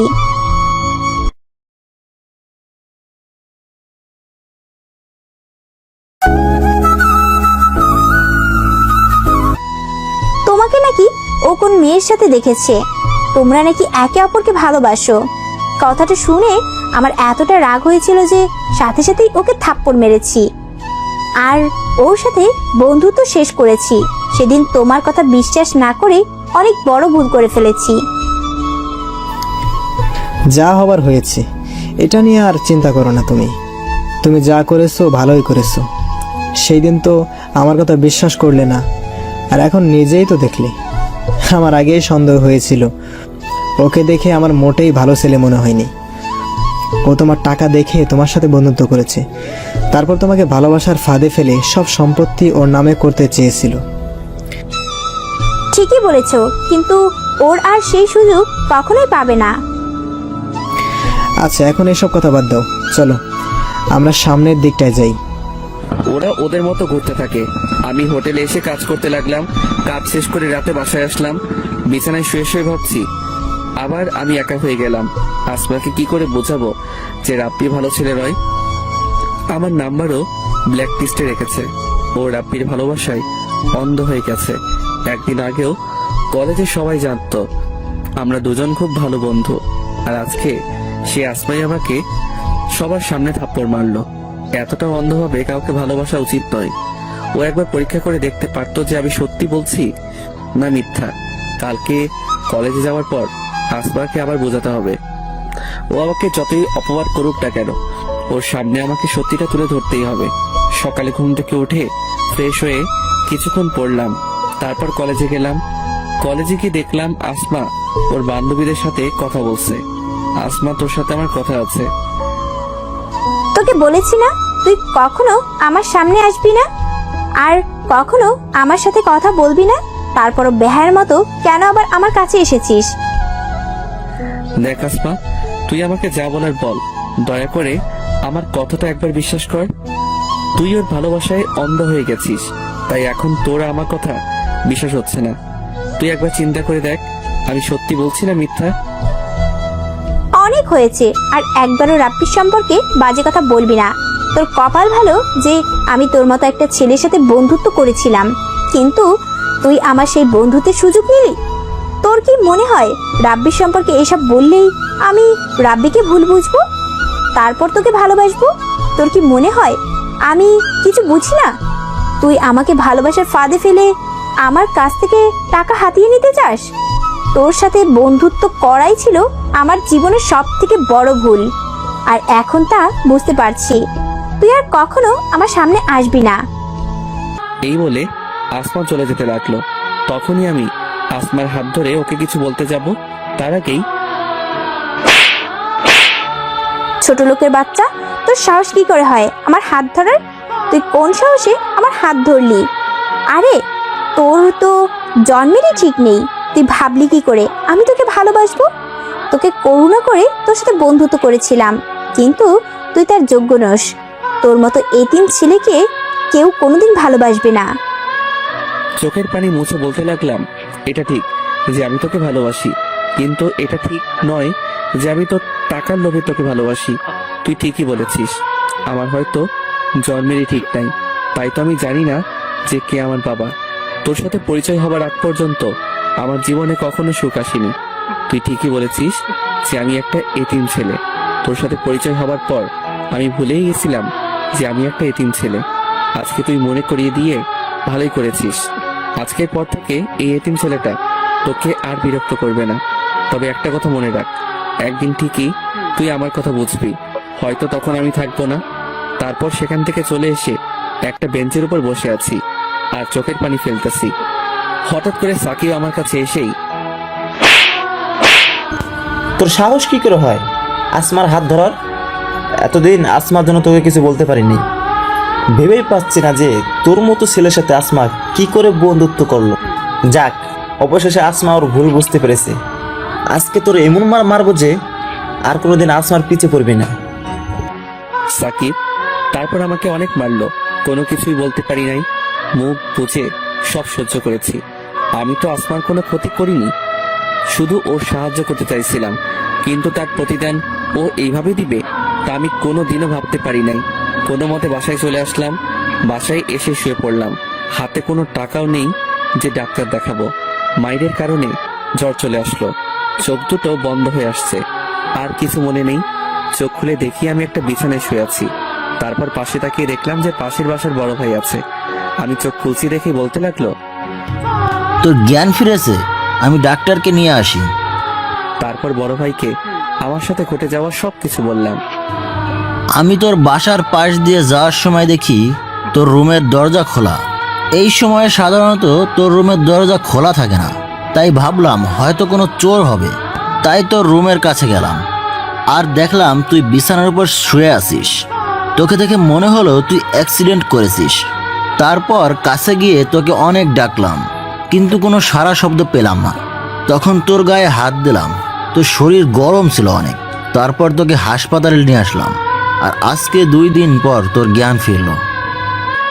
বড় ভাইয়ের কাছ থেকে এসব শোনার পর আমি আমার সাথে ঘটে যাওয়া ঘটনার কথা মনে করতে লাগলাম। মনে করতেই চোখ দিয়ে পানি গড়িয়ে পড়লো। তোর চোখে পানি কেন? কি হয়েছে আমাকে বল। তারপর বড় ভাইকে আমার সাথে ঘটে যাওয়া সব কিছু বললাম। এত কিছু হয়েছে তোর সাথে? মন খারাপ করিস না, দেখবি একদিন ঠিকই আসমা ওর ভুল বুঝতে পারবে, আর সেই দিন এসে ও তোর কাছে মাফ চাইবে। হয়তো সেই দিন আমি থাকবো না। দূর, যত সব বাজে কথা। এখন একটু ঘুমা, তোর শরীর খুবই দুর্বল। আমি একটু বাসা থেকে আসি। আচ্ছা ভাই। তারপর শুয়ে শুয়ে ভাবতে থাকলাম, মানুষ বড়ই অদ্ভুত। একসময় আসমা আমাকে বলেছিল আমি যেন আর কোনো দিন নিজেকে এতিম না বলি, কিন্তু সে আসমাই আমাকে এতিম বলে অপমান করলো। কখন যে ঘুমিয়ে পড়েছি নিজেও জানি না। কিছুক্ষণ পর ঘুম ভাঙলো, দেখলাম বড় ভাই আমার পাশে। যাকে আমার সবকিছু ভেবেছিলাম তার জন্যই আজকে আমার এই অবস্থা। অথচ আপনি আমার রক্তের কেউ নন, তারপরও আমার জন্য এত কিছু করেছেন। জানি না আপনার এই ঋণ আমি কিভাবে শোধ করব। অনেক বেশি কথা বলিস তুই। তোকে বলেছি ঋণ শোধ করতে, তুই না আমি তোর ঋণ কিভাবে শোধ করবো জানি না। মানে? তুই ওই দিন যদি আমার বোনকে রক্ত না দিতি তাহলে হয়তো তাকে বাঁচানো যেত না। তাছাড়া তোর মতো ছেলে আমি খুব কমই দেখেছি। তোর জায়গায় যদি অন্য কোনো ছেলে থাকতো তাহলে হয়তো খারাপ পথে যেত, কিন্তু তুই ঠিক তার উল্টো। আমার বিশ্বাস একদিন তুই অনেক বড় হবি। 2 দিন হাসপাতালে থাকার পর আজকে রিলিজ দিল। এই 2 দিন বড় ভাই প্রায় সব সময়ই আমার পাশে ছিল। হাসপাতাল থেকে রিলিজ পেয়ে বাসায় চলে আসলাম। এখন অনেকটাই সুস্থ। বাসায় আসার পর রেস্ট নিয়ে হোটেলে গেলাম। অনেক দিন হোটেলে যাই না, জানি না ম্যানেজার কি বলবে। হোটেলে যাওয়ার পর আমাকে দেখেই ম্যানেজার বলল, তুমি এখানে কেন? স্যার আমি খুবই দুঃখিত এতদিন না আসার জন্য। আসলে আর কিছু বলতে হবে না। আমি কি তোমার কাছে কিছু জানতে চেয়েছি? এতদিন আসো নাই ভালো কথা, আর আসতেও হবে না। এই নাও তোমার পাওনা টাকা, আর এখান থেকে বিদায় হও। স্যার দয়া করে আমার সাথে এমনটা করবেন না। এই চাকরিটা আমার খুব প্রয়োজন। দয়া করে আমাকে চাকরি থেকে বহিষ্কার করবেন না। আপনি আমার কথাটা একবার শুনুন, তারপর যা সিদ্ধান্ত নেবেন। তোমার কোনো কথা আমি শুনতে চাই না। তুমি যদি আর এক মুহূর্তেও এখানে দাঁড়াও, তাহলে আমি দারোয়ান ডাকতে বাধ্য হব। না স্যার, তার আর দরকার হবে না, আমি চলে যাচ্ছি। তারপর সেখান থেকে চলে আসলাম। রাস্তা দিয়ে হাঁটছি আর ভাবছি, অবহেলিত জীবনটা এত কম সময়ে ইতি ঘটাবে তা ভাবতে পারিনি। জীবন সংগ্রামে বাঁচতে অনেক যুদ্ধ করেছি। আমি যত উপরে উঠছি, মানুষ আমাকে তত নিচের দিকে টেনে নিচ্ছে। জীবনে কখনো কারো ভালোবাসা পাইনি। প্রথমবার কেউ একজন আমার সঙ্গ দিয়েছিল, কিন্তু শেষ পর্যন্ত সেও আমাকে ছেড়ে চলে গেছে। আসমা ঠিকই বলেছে, আমার হয়তো জন্মেরই ঠিক নেই, তাই তো জানিও না কে আমার বাবা মা। আজকে যদি এই রাস্তায় আমার মৃত্যু হয়, তাহলে হয়তো আমার লাশটাও দাফন হবে না। এই দুনিয়া বড়ই অদ্ভুত। যে যুদ্ধ করতে চায় তাকে আরো যুদ্ধ করতে হয়। তবে একটা ইচ্ছা মনে হয় অপূর্ণই থেকে যাবে। যদি আমার পরিচয়টা একবার জানতে পারতাম, তাহলে আর কোনো কষ্ট থাকতো না। তাহলে কেউ আর বলতে পারতো না যে আমার জন্মের ঠিক নেই। শেষবারের মতো এই পৃথিবীটাকে দেখে নিচ্ছে। আত্মহত্যা করতে যাব, তখনই শুনতে পেলাম, এই আপনাকে বলেছি না আর বিরক্ত করবেন না। বারবার এসে একই কথা কেন জিজ্ঞেস করেন? বারবার জিজ্ঞেস করলে কি জামাটার দাম কমে যাবে? যেটা কিনতে পারবেন না সেটা নিয়ে পড়ে আছেন কেন? কোথা থেকে যে আসে এইসব রাস্তার মহিলা? আমি পাশে দোকানের দিকে তাকিয়ে দেখলাম দোকানদার একটা মহিলাকে এই কথাগুলো বলছে। আমি দোকানদারকে গিয়ে জিজ্ঞেস করলাম, কি হয়েছে?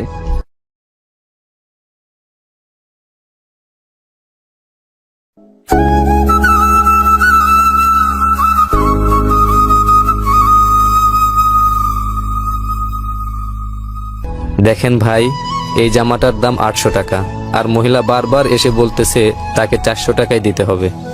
আপনিই বলেন ভাই, 800 টাকার জামা 400 টাকায় কিভাবে দিব? তারপর আমি সেই মহিলাকে জিজ্ঞেস করলাম, আপনি এই জামাটা দিয়ে কি করবেন? বাবা, এই জামাটা আমার মেয়ের জন্য কিনতে চেয়েছিলাম। আমার মেয়েটা ক্লাস 8-এ পড়ে। অনেক কষ্ট করে মানুষের বাসায় কাজ করে ওর লেখাপড়া করাই। আমার মেয়েটা আজকে 3 দিন ধরে অসুস্থ। টাকার অভাবে ডাক্তার দেখাতে পারি নাই। আজকে মেয়েটা আমার কাছে একটা নতুন জামা চেয়েছে। কোনোদিনও ওকে নতুন জামা কিনে দিতে পারি নাই। ও খুব অসুস্থ, হয়তো চিকিৎসার অভাবে আর বেশি দিন ওকে বাঁচাতে পারবো না। তাই ওর এই ইচ্ছাটা পূরণ করতে চেয়েছিলাম, আর সকাল থেকে ভিক্ষা করে এই 400 টাকা পেয়েছি।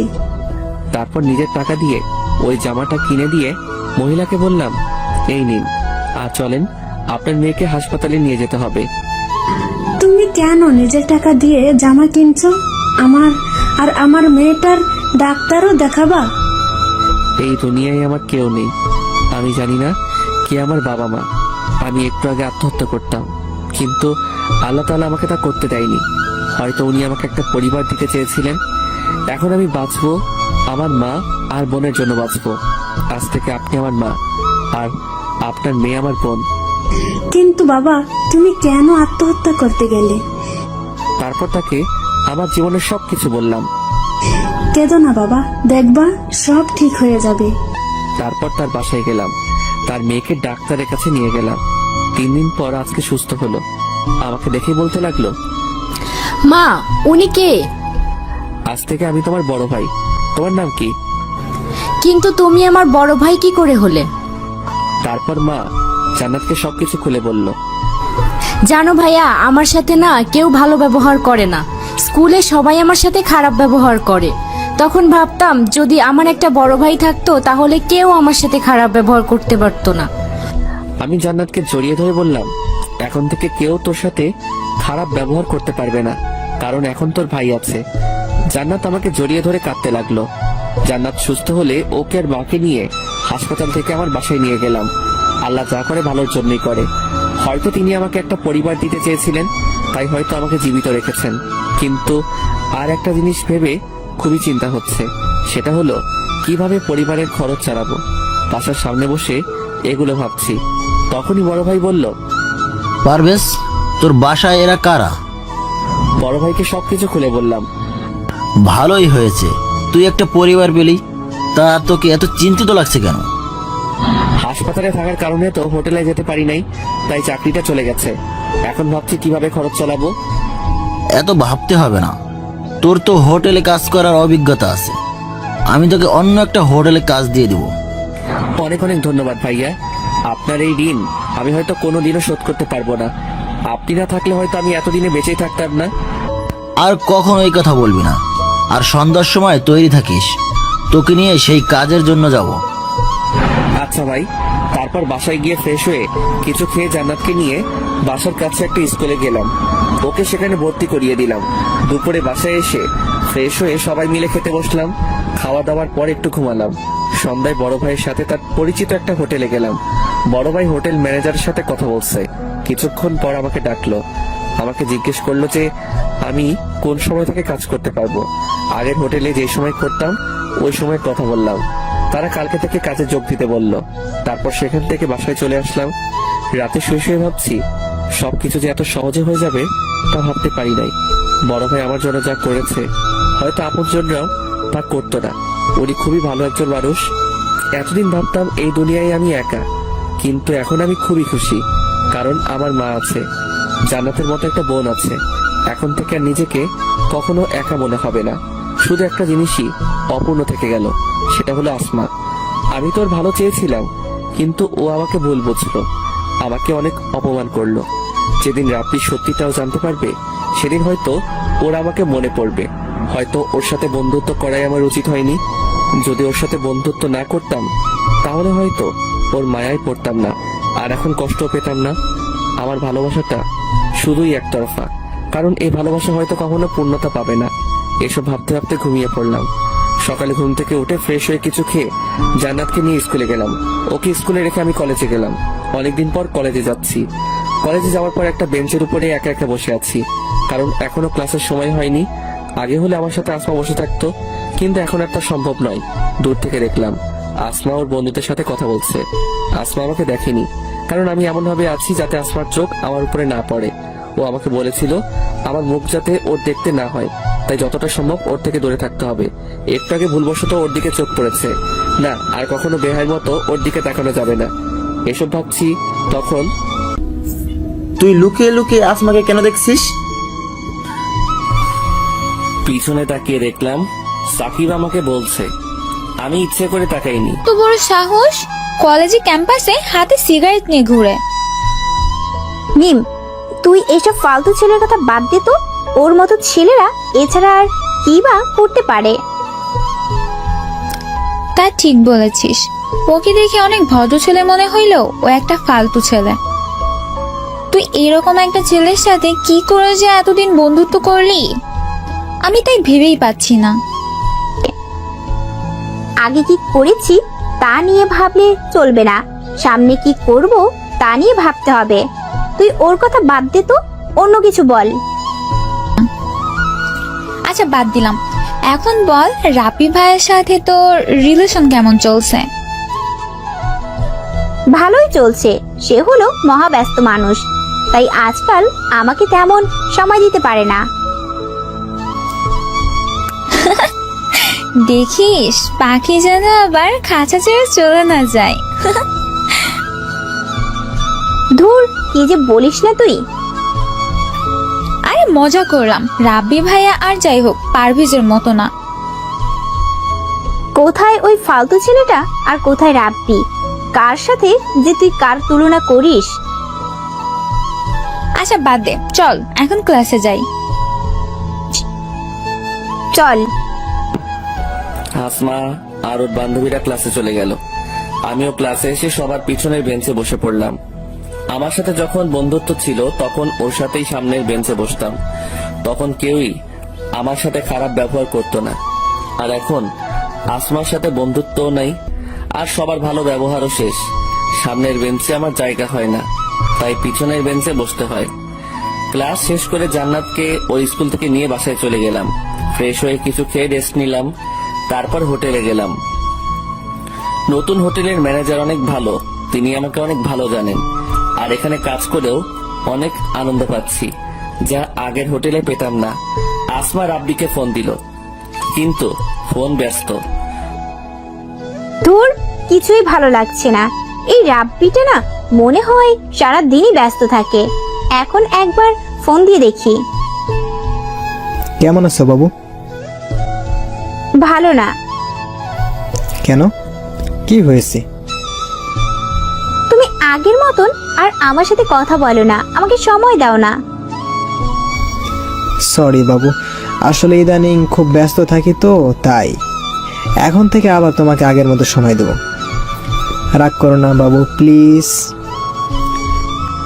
আচ্ছা, মনে থাকে জানো।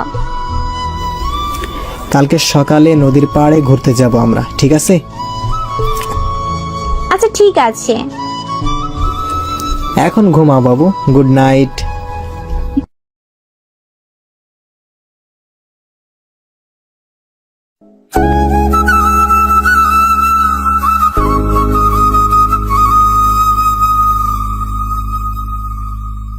Good night. রাব্বির সাথে কথা বলার পর এখন অনেক ভালো লাগছে। এখন শান্তিতে ঘুমাতে পারবো।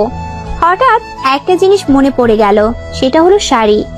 পারভেজ আমার জন্মদিনে আমাকে একটা শাড়ি দিয়েছিল। না, ওর কোনো কিছুই আমার কাছে রাখা সম্ভব নয়। কালকে আগে কলেজে যেতে হবে, তারপর ওকে শাড়িটা দিয়ে রাব্বির সাথে ঘুরতে যাব। তার আগে রাব্বিকে বলে নেই যে কালকে আগে কলেজে যেতে হবে। রাব্বির নাম্বারে ফোন দিলাম, কিন্তু ওয়েটিং। আবার দিলাম, তাও ওয়েটিং। কিছুক্ষণ পর রাব্বি কল দিল। সরি বাবু, আসলে এক বন্ধুর সাথে খুবই গুরুত্বপূর্ণ একটা কথা বলছিলাম তো। ও, তা কিসের জন্য কল দিলা? আসলে কালকে আমাকে আগে কলেজে যেতে হবে, তারপর কলেজ থেকে তোমার সাথে যাব। আচ্ছা, আমি তোমাকে কলেজ থেকে এসে নিয়ে যাব। আচ্ছা।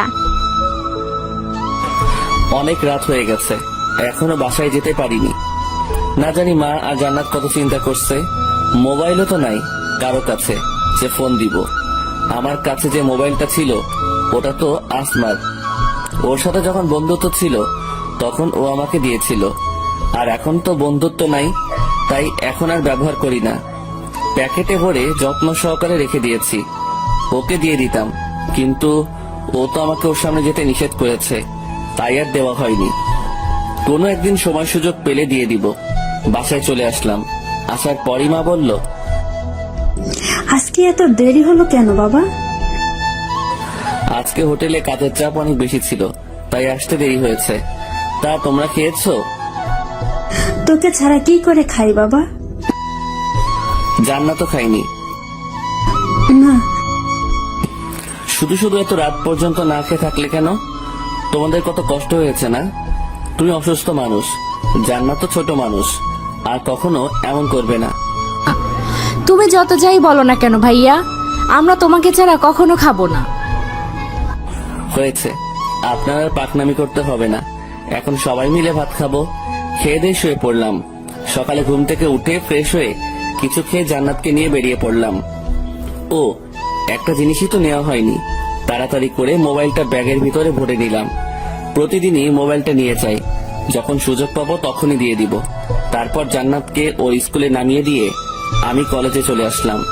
একটা বেঞ্চের উপর বসে আছি, হঠাৎ পেছন থেকে আসমার কণ্ঠের মতো কিছু শুনতে পেলাম।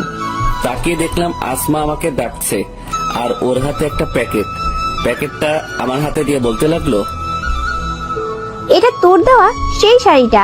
আমি চাই না তোর কিছু আমার কাছে থাকুক। এতদিন মনে ছিল না, তাই দিতে পারিনি। তারপর আমিও ব্যাগ থেকে মোবাইলটা বের করে ওকে দিয়ে দিলাম।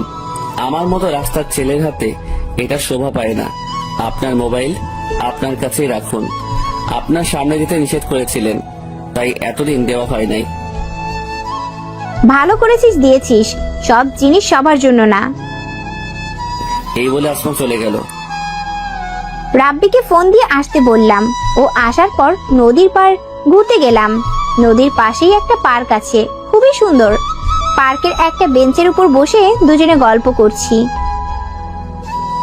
আচ্ছা বাবু, তুমি আমাকে ভালোবাসো তো? এটা কি ধরনের প্রশ্ন রাব্বি? আরে রাগ করো কেন? আমি তো শুধু এমনিতেই জিজ্ঞেস করলাম। আমি যদি কিছু বলি তুমি রাগ করবে না তো? রাগ কেন করব? আচ্ছা, আমি যদি তোমার কাছে কিছু চাই তুমি দিবে? দেওয়ার চেষ্টা করব। বলো কি চাই? আমি তোমার সাথে রুম ডেট করতে চাই আসমা। কি বলছো তুমি এসব? তোমার মাথা ঠিক আছে তো? তুমি এভাবে রিয়াক্ট কেন করছো? এটা তো আজকালকার যুগের কমন ব্যাপার, তাই না? এটা সবাই করে। সবাই করে তার মানে এটা নয় যে আমাদেরও করতে হবে। আর বিয়ের আগে আমি কখনোই এসব করতে পারবো না। বিয়ে তো আমরা করবই, তাহলে করলে সমস্যা কি? আমরা বিয়ে করব, এখনো করিনি। দেখো আসমা, আমার সব ফ্রেন্ডরাই রিলেশন করে, আর ওরা ওদের গার্লফ্রেন্ডের সাথে রুম ডেটও করেছে। আর সবাই এটা করে, আজকালকার রিলেশনই এমন। তার মানে তুমি আমার সাথে রুম ডেট করে তোমার ফ্রেন্ডদের এটা বোঝাতে চাও যে তুমি আমার সাথে রুম ডেট করেছো, আর আজকালকার রিলেশন কেমন তা জানার প্রয়োজন বোধ করছি না। আমি সেটা বোঝাতে চাইনি, আমি শুধু তোমাকে এটা বোঝাইছি যে এরকমটা এখন সচরাচর হয়ে থাকে। আমি এটা ভেবে পাচ্ছি না যে তুমি এরকম নিচু চিন্তা ভাবনা কি করে করতে পারো। আমি এই বিষয়ে তোমার সাথে আর কোনো কথা বলতে চাই না। আমি চললাম। রাগ করেই সেখান থেকে চলে আসলাম। এতটা রাগ হয়েছে রাব্বির উপর তা বলার মতো না। ও কি করে আমায় এমন প্রস্তাব দিতে পারে আমি সেটাই ভেবে পাচ্ছি না। বাসায় চলে আসলাম, কিছুই ভালো লাগছে না। দুপুরে না খেয়েই শুয়ে পড়লাম। বিকালে মিম ফোন দিল। আজকে কলেজে আসলি না কেন? রাব্বির সাথে ঘুরতে গিয়েছিলাম। তোর কণ্ঠ এমন লাগছে কেন? রাব্বি ভাইয়ের সাথে কি কিছু হইছে? না, ভালো লাগছে না, পরে কথা বলবো। আচ্ছা, আমি তোর বাসায় আসছি। ফোনে কথা বলতেও ভালো লাগছিল না। পার্কে থেকে আসার পর রাব্বি আমাকে অনেক কল মেসেজ দিয়েছিল, কিন্তু আমি রাগের কারণে রিপ্লাই করি নাই। কিছুক্ষণ পর মিম আসলে ওর সাথে ছাদে গেলাম। এখন আমাকে বল তো তোর কি হয়েছে? আন্টির কাছে শুনলাম এখন পর্যন্ত কিছু খাসনি। রাব্বির উপর রাগ করেছি। কেন, কি হয়েছিল? ও আজকে পার্কে আমাকে রুম ডেট করতে অফার করেছিল। কি? তা তুই কি বললি? ওর সাথে ঝগড়া করে চলে এসেছি। তা এর সাথে ভাত না খাওয়ার কি সম্পর্ক? আমার কিছুই ভালো লাগছিল না। আমি ভেবে পাচ্ছি না ও এরকমটা কি করে করতে পারে। আমিও ভেবে পাচ্ছি না যে রাব্বি ভাইয়া এটা কি করে বলতে পারলো। আপাতত এসব চিন্তা মাথা থেকে বাদ দে। তারপর মিমের সাথে আরো কিছুক্ষণ কথা বললাম। কথা বলা শেষ করে বাড়িতে চলে আসলো। হোটেলে এসে কাজ করতেছিলাম, হঠাৎই শুনতে পেলাম, আমি আর তোমাকে সহ্য করতে পারছি না। আমাদের উচিত আলাদা হয়ে যাওয়া। আমিও এটাই চাই। তোমার মতো মেয়ের সাথে রিলেশন চালিয়ে যাওয়া সম্ভব নয়। এখন তো সব দোষ আমার। তুমি তো ধোয়া তুলসী পাতা। সব সমস্যার মূলে তুমি। সব দোষ আমার উপর চাপিয়ে দিয়ে নিজের সাধু সেজেছো। তুমি তোমার ছেলে বন্ধুদের সাথে এত মেলামেশা না করলে তো আর সমস্যা হতো না। ওরা শুধুই আমার বন্ধু, এর থেকে বেশি কিছু না। আর তুমি একটু আমাকে বলবে যে তুমি কোন দিন আমার সাথে দেখা করতে ঠিক সময়ে এসেছো? রাতে ফোন দিলে তোমার মোবাইল ওয়েটিং, এমনকি আজকেও আমার এখানে এসে তোমার জন্য ওয়েট করতে হয়েছে। আমি আমার বন্ধুদের সাথে কথা বলি, আর আমার একটু ঘুমের সমস্যা, তাই আমি ঠিক টাইমে আসতে পারি না। আর তোমার সাথে রিলেশন হওয়ার পর আমার নিজের স্বাধীনতা চলে গেছে। আমি কখন কি করব না করব সব তুমি ঠিক করে দাও, কখন খাবো তাও তুমি ঠিক করে দাও, এমনকি আমি কি শার্ট পরবো কি প্যান্ট পরবো তাও তুমি ঠিক করে দাও। নিজের কাছে মনে হয় যেন আমি ছোট বাচ্চা। আমি তোমাকে ভালোবাসি বিধায় এটা করি, আর তোমার সাথে রিলেশন চালিয়ে যাওয়া আমার পক্ষেও অসম্ভব। তাই আমাদের উচিত হবে আলাদা হয়ে যাওয়া। আমিও তাই চাই। এতক্ষণ দাঁড়িয়ে দাঁড়িয়ে তাদের সব কথা শুনলাম। ভাইয়া যদি কিছু মনে না করেন, আমি কি আপনাদের মাঝে কিছু বলতে পারি? বলুন। আচ্ছা, আপনারা দুজন কি একে অপরকে ভালোবাসতেন? অবশ্যই বাসতাম। আমার মনে হয় আপনাদের কারো মধ্যেই প্রকৃত ভালোবাসা ছিল না। আপনার এরকম কেন মনে হলো? দেখুন, ভালোবাসার মানে পাওয়া না, ভালোবাসার মানে হলো একে অপরকে স্যাক্রিফাইস করা। কিন্তু আপনারা দুজনে কেবল নিজেদের দিকটাই ভেবেছেন। আপনি ভেবেছেন আপনার বয়ফ্রেন্ড আপনার কথা মতো চলুক, আর আপনি ভেবেছেন আপনার গার্লফ্রেন্ড আপনার সব কথা মেনে চলুক। কিন্তু কখনো কি দুজনে একে অপরের ইচ্ছা অনিচ্ছা জানতে চেয়েছেন? একজন আরেকজনকে বুঝতে চেষ্টা করেছেন? তা আপনারা করেননি। আশা করি আপনারা বুঝতে পেরেছেন একজন আরেকজনকে কতটা স্যাক্রিফাইস করলেন, তার মাধ্যমে ভালোবাসা ফুটে ওঠে। সত্যি ভাইয়া, আপনি আমাদের চোখ খুলে দিলেন। আমরা কখনো এভাবে ভেবে দেখিনি। এখন থেকে আমরা একজন আরেকজনের ইচ্ছাকে গুরুত্ব দিব। নিজের ভুলগুলি শুধরে নিয়ে নতুন ভাবে শুরু করব। শুভকামনা আপনাদের জন্য। আচ্ছা ভাইয়া, যদি কিছু মনে না করেন, আপনাকে কিছু জিজ্ঞেস করতে পারি? মনে করার কি আছে, করুন। আপনার গার্লফ্রেন্ড আছে? না, একজনকে ভালোবাসতাম, কিন্তু সেটা একটা কথা জোর দিয়ে বলতে পারি, ওই মেয়ে জীবনে অনেক বড় ভুল করলো। হয়তো এর জন্য সে সারা জীবন পস্তাবে।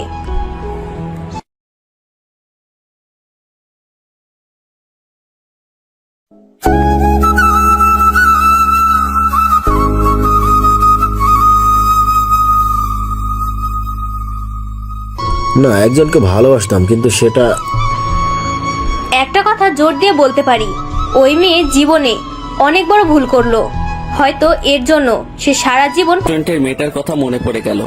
মেয়েটা আসমাকে নিয়ে যা বলেছিল, হয়তো তা কখনো সত্যি হবে না।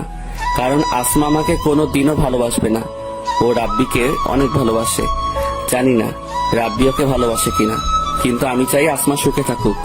ওকে ভুলে যেতে চাই, কারণ ওর সাথে যখন আমার পরিচয় হয়েছিল তখন আমার কেউ ছিল না, কিন্তু এখন আমার একটা পরিবার হয়েছে। আমাকে তাদের দেখাশোনা করতে হবে। শুধু শুধু ওর কথা ভেবে বসে থাকলে চলবে না। এসব ভাবতে ভাবতেই ঘুমিয়ে পড়লাম, আর ওইদিকে আসমা রাব্বির কথা ভাবতে ভাবতে ঘুমিয়ে গেলাম। ঘুম থেকে উঠে ফ্রেশ হয়ে কিছু খেলাম, তারপর রাব্বিকে ফোন দিয়ে বেরিয়ে পড়লাম। পার্কে গিয়ে রাব্বির জন্য অপেক্ষা করতেছি। কিছুক্ষণ পর রাব্বি চলে আসলো। দুঃখিত, আমার একটু দেরি হয়ে গেল। আরে কোনো সমস্যা নেই, চলো দুজনে হাঁটি। আমি তোমার সাথে জরুরি কিছু কথা বলতে এখানে এসেছি। আচ্ছা বলো। আমি তোমাকে ভালোবাসি না আসমা। কি বলছো এসব? তোমার মাথা ঠিক আছে তো? আমি যা বলছি ভেবেই বলছি। আসলে তোমার সাথে রিলেশনের যাওয়ার আগে আমার আরও একটা রিলেশন ছিল, ওর নাম লাবণী। আমাদের পরিবারেরাও মেনে নিয়েছিল, তারা আমাদের বিয়েও ঠিক করেছিল। কিন্তু হঠাৎই একটা ভুল বোঝাবুঝির কারণে আমাদের সম্পর্কটা ভেঙে যায়। তারপর আমি খুবই ডিপ্রেশনে ভুগি। আমার কিছুই ভালো লাগতো না তখন, আমার অবস্থা খুবই খারাপ হচ্ছিল। তারপর হঠাৎ একদিন আমি তোমাকে দেখি, তুমি তোমার বান্ধবীদের সাথে হেসে হেসে কথা বলছিলে। কেন জানি না, আমার খুবই ভালো লেগেছিল তোমার হাসিটা। তুমি যতক্ষণ কথা বলছিলে ততক্ষণ আমি তোমার দিকে তাকিয়েছিলাম। এমনিতে লাবণীর সাথে ব্রেকআপ হবার পর আমি ভীষণ হতাশ হয়ে পড়েছিলাম। তারপর তোমাকে প্রপোজ করি, আর তুমিও রাজি হয়ে গেলে। কিন্তু আমি তোমাকে মন থেকে মেনে নিতে পারছিলাম না, কারণ আমি লাবণীকে অনেক ভালোবেসে ফেলেছিলাম। প্রথম তোমাকে অনেক ভালো লাগতো, তাই তো তোমাকে পারভেজের সাথে মিশতে বারণ করেছিলাম। কিন্তু হঠাৎ একদিন লাবণী আমাকে ফোন করে, ও আমাকে সরি বলে। আর আবার আমার জীবনে ফিরে আসতে চাইলো। আসলে ওর সাথে ব্রেকআপ হবার জন্য শুধু ও দায়ী ছিল না, আমিও সমানভাবে দোষী ছিলাম, তাই ওকে মেনে নিয়েছিলাম। আর আমাদের দুই পরিবারও আমাদের এক হওয়াতে অনেক খুশি, কারণ তারা চাইতো আমরা যাতে একসাথে থাকি। ওর বাবা আর আমার বাবা বন্ধু ছিলেন, তাই তারা চাইতো আমরা যাতে একে অপরের সাথে থাকি। আর ওই দিন রেস্টুরেন্টে আমি লাবণীর সাথেই কথা বলছিলাম। পারভেজ তোমাকে যা বলেছে তা সবই সত্যি, কিন্তু তুমি পারভেজের সাথে যা করেছিলে তা যখন আমার কাছে এসে বললে, তখন আমি অনেক অবাক হয়েছিলাম এটা ভেবে যে তুমি আমাকে এতটা বিশ্বাস করো। আমি খুবই চিন্তায় পড়ে গেলাম। লাবণীকেও তোমার কথা বলি নাই, ও জানতে পারলে হয়তো আবার আমাকে ছেড়ে চলে যাবে। আর তুমিও আমাকে অনেক ভালোবাসো। ভেবে পাচ্ছিলাম না কিভাবে তোমার সাথে ব্রেকআপ করব, তাই এই রুম ডেটের প্ল্যানটা করি। কিন্তু পরে বুঝতে পারলাম এসব বাদ দিয়ে তোমাকেই সরাসরি বলি, আর আমাকে পারলে মাফ করে দিও। হয়তো আজকের পর তোমার সাথে আর কোনো কথা হবে না। কি পেয়েছো আমাকে? খেলার পুতুল? যখন যা মন চাইবে তখন তাই করবে। আমার লাইফের ফার্স্ট ক্রাশ ছিলে তুমি। তুমি আমাকে প্রপোজ করার আগে থেকে আমি তোমাকে দেখেছি, তাই তো তোমার প্রপোজে রাজি হয়ে গেলাম। অনেক বিশ্বাস করতাম তোমাকে, আর তুমি আমাকে এভাবে ধোঁকা দিলে। আমাকে আরো আগে বলতে পারতে, তা না করে দিনের পর দিন আমাকে ধোঁকা দিয়ে গেছো। যখন পারভেজের সাথে এত কিছু করলাম তখনও তো বলতে পারতে, কিন্তু তুমি বলনি। আমি খুবই দুঃখিত। তোর কোনো অধিকার নেই আমার হাত ধরার। তাই এতই যখন লাবণীকে ভালোবাসতি, তাহলে আমার সাথে প্রেম কেন করেছিলি? তোদের মতো ছেলেরা প্রেমটাকে খুবই সস্তা জিনিস ভাবিস। এটা ভেবেই খুব কষ্ট হচ্ছে যে আমি একটা ধোঁকাবাজের উপর ক্রাশ খেয়েছিলাম। চলে আসছিলাম পার্ক থেকে, খুবই কষ্ট লাগছে ওই ধোঁকাবাজটার জন্য না, পারভেজের জন্য। কোনোভাবে বাসায় চলে আসলাম। বাসায় এসেই দরজা বন্ধ করে শুয়ে শুয়ে কাঁদতে লাগলাম। পারভেজের সাথে করা অন্যায়গুলো মনে হতে লাগলো। আমি ওকে বলেছিলাম জীবন আর কখনো নিজেকে এতিম না বলতে, আর সেই আমি ওকে এতিম ছোট লোক বলে অপমান করেছিলাম। আমি খুবই খারাপ মেয়ে, তাই তো ওর বাবা মা সম্পর্কে বাজে কথা বলেছিলাম। ও হয়তো আমাকে কোনোদিনও মাফ করবে না। নিজেকে খুবই নিকৃষ্ট মনে হচ্ছে। কাঁদতে কাঁদতে শুয়ে পড়লাম। যখন ঘুম ভাঙলো দেখলাম বাবা মা আমার পাশে বসে আছে। আমায় ঘুম ভাঙতেই তারা বলল, তোর কি হয়েছে মা? এভাবে দরজা বন্ধ করে ঘুমিয়ে পড়লি কেন? জানিস, আমরা কত ভয় পেয়ে গিয়েছিলাম।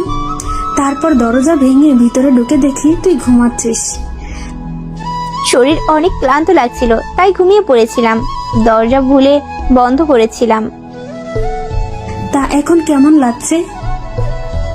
ভালো। আচ্ছা, ফ্রেশ হয়ে খেতে আয়। হোটেলে কাজে যাওয়ার সময় বাসা থেকে শাড়ির প্যাকেটটা নিয়ে নিলাম, যেটা আমি আসমাকে দিয়েছিলাম। শাড়িটা কোনো গরিব মহিলাকে দিয়ে দিব। এটা আমার কাছে থাকলে আমি আসমাকে কখনো ভুলতে পারবো না, আর আমি আমার লক্ষ্যেও পৌঁছাতে পারবো না। বাসায় আসলেই ওর কথা মনে পড়ে। ঠিকভাবে পড়ালেখাও করতে পারি না, হয়তো আসমাকে কখনো ভুলতে পারবো না। কিন্তু এই শাড়িটা আমার কাছে না থাকলে হয়তো ওকে কম মনে পড়বে।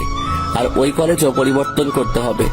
ওই কলেজে পড়লে আসমার সাথে প্রতিদিন দেখা হবে, তাহলে ওকে ভুলে থাকা অসম্ভব হয়ে যাবে। কালকে কলেজে গিয়ে প্রিন্সিপালের কাছে বলতে হবে। শাড়িটা এক মহিলাকে দিয়ে দিলাম। তারপর আমি হোটেলে গেলাম। রাতে বাসায় এসে খেয়ে পড়তে বসলাম। পড়া শেষে ঘুমিয়ে পড়লাম। সকালে ঘুম থেকে উঠে ফ্রেশ হয়ে কিছুক্ষণ পড়তে বসলাম। তারপর কিছু খেয়ে জান্নাতকে নিয়ে বেরিয়ে পড়লাম। ওকে ওর স্কুলে দিয়ে আমি কলেজে চলে আসলাম। ক্লাসের অনেক আগে চলে আসলাম প্রিন্সিপালের সাথে কথা বলবো বলে। তাকে অনেক করে বললাম। তিনি বললেন কলেজ পরিবর্তন করতে 10,000 টাকা লাগবে। ক্যাম্পাসে একটা বেঞ্চের উপর বসে ভাবতে আসি এত টাকা কিভাবে জোগাড় করব। কিন্তু আমাকে আমার লক্ষ্যে পৌঁছাতে হলে এই টাকা আমাকে জোগাড় করতেই হবে, নয়তো এখানে থাকলে আমি আমার পড়ালেখায় মনোযোগ দিতে পারবো না। এসব ভাবতেছিলাম, তখনই বড় ভাইয়ের কথা মনে পড়ে গেল। হয়তো তিনি আমাকে এই বিপদে সাহায্য করতে পারবেন। তারপর বড় ভাইয়ের কাছে চলে আসলাম। তাকে সবকিছু বললাম। তার কাছ থেকে টাকা নিয়ে আবার কলেজে চলে আসলাম। প্রিন্সিপালের কাছে টাকা দিয়ে কলেজ পরিবর্তন করলাম। কলেজ ক্যাম্পাসে বসে আছি। আজকে কেন জানি ক্লাস করতে মন চাচ্ছে না। শেষবারের মতো কলেজটাকে দেখে নিলাম, হয়তো আর কখনো দেখা হবে না। হঠাৎই আসমার কণ্ঠের মতো কেউ আমার নাম ধরে পিছন থেকে ডাক দিল। পিছনে তাকিয়ে দেখলাম আসমা।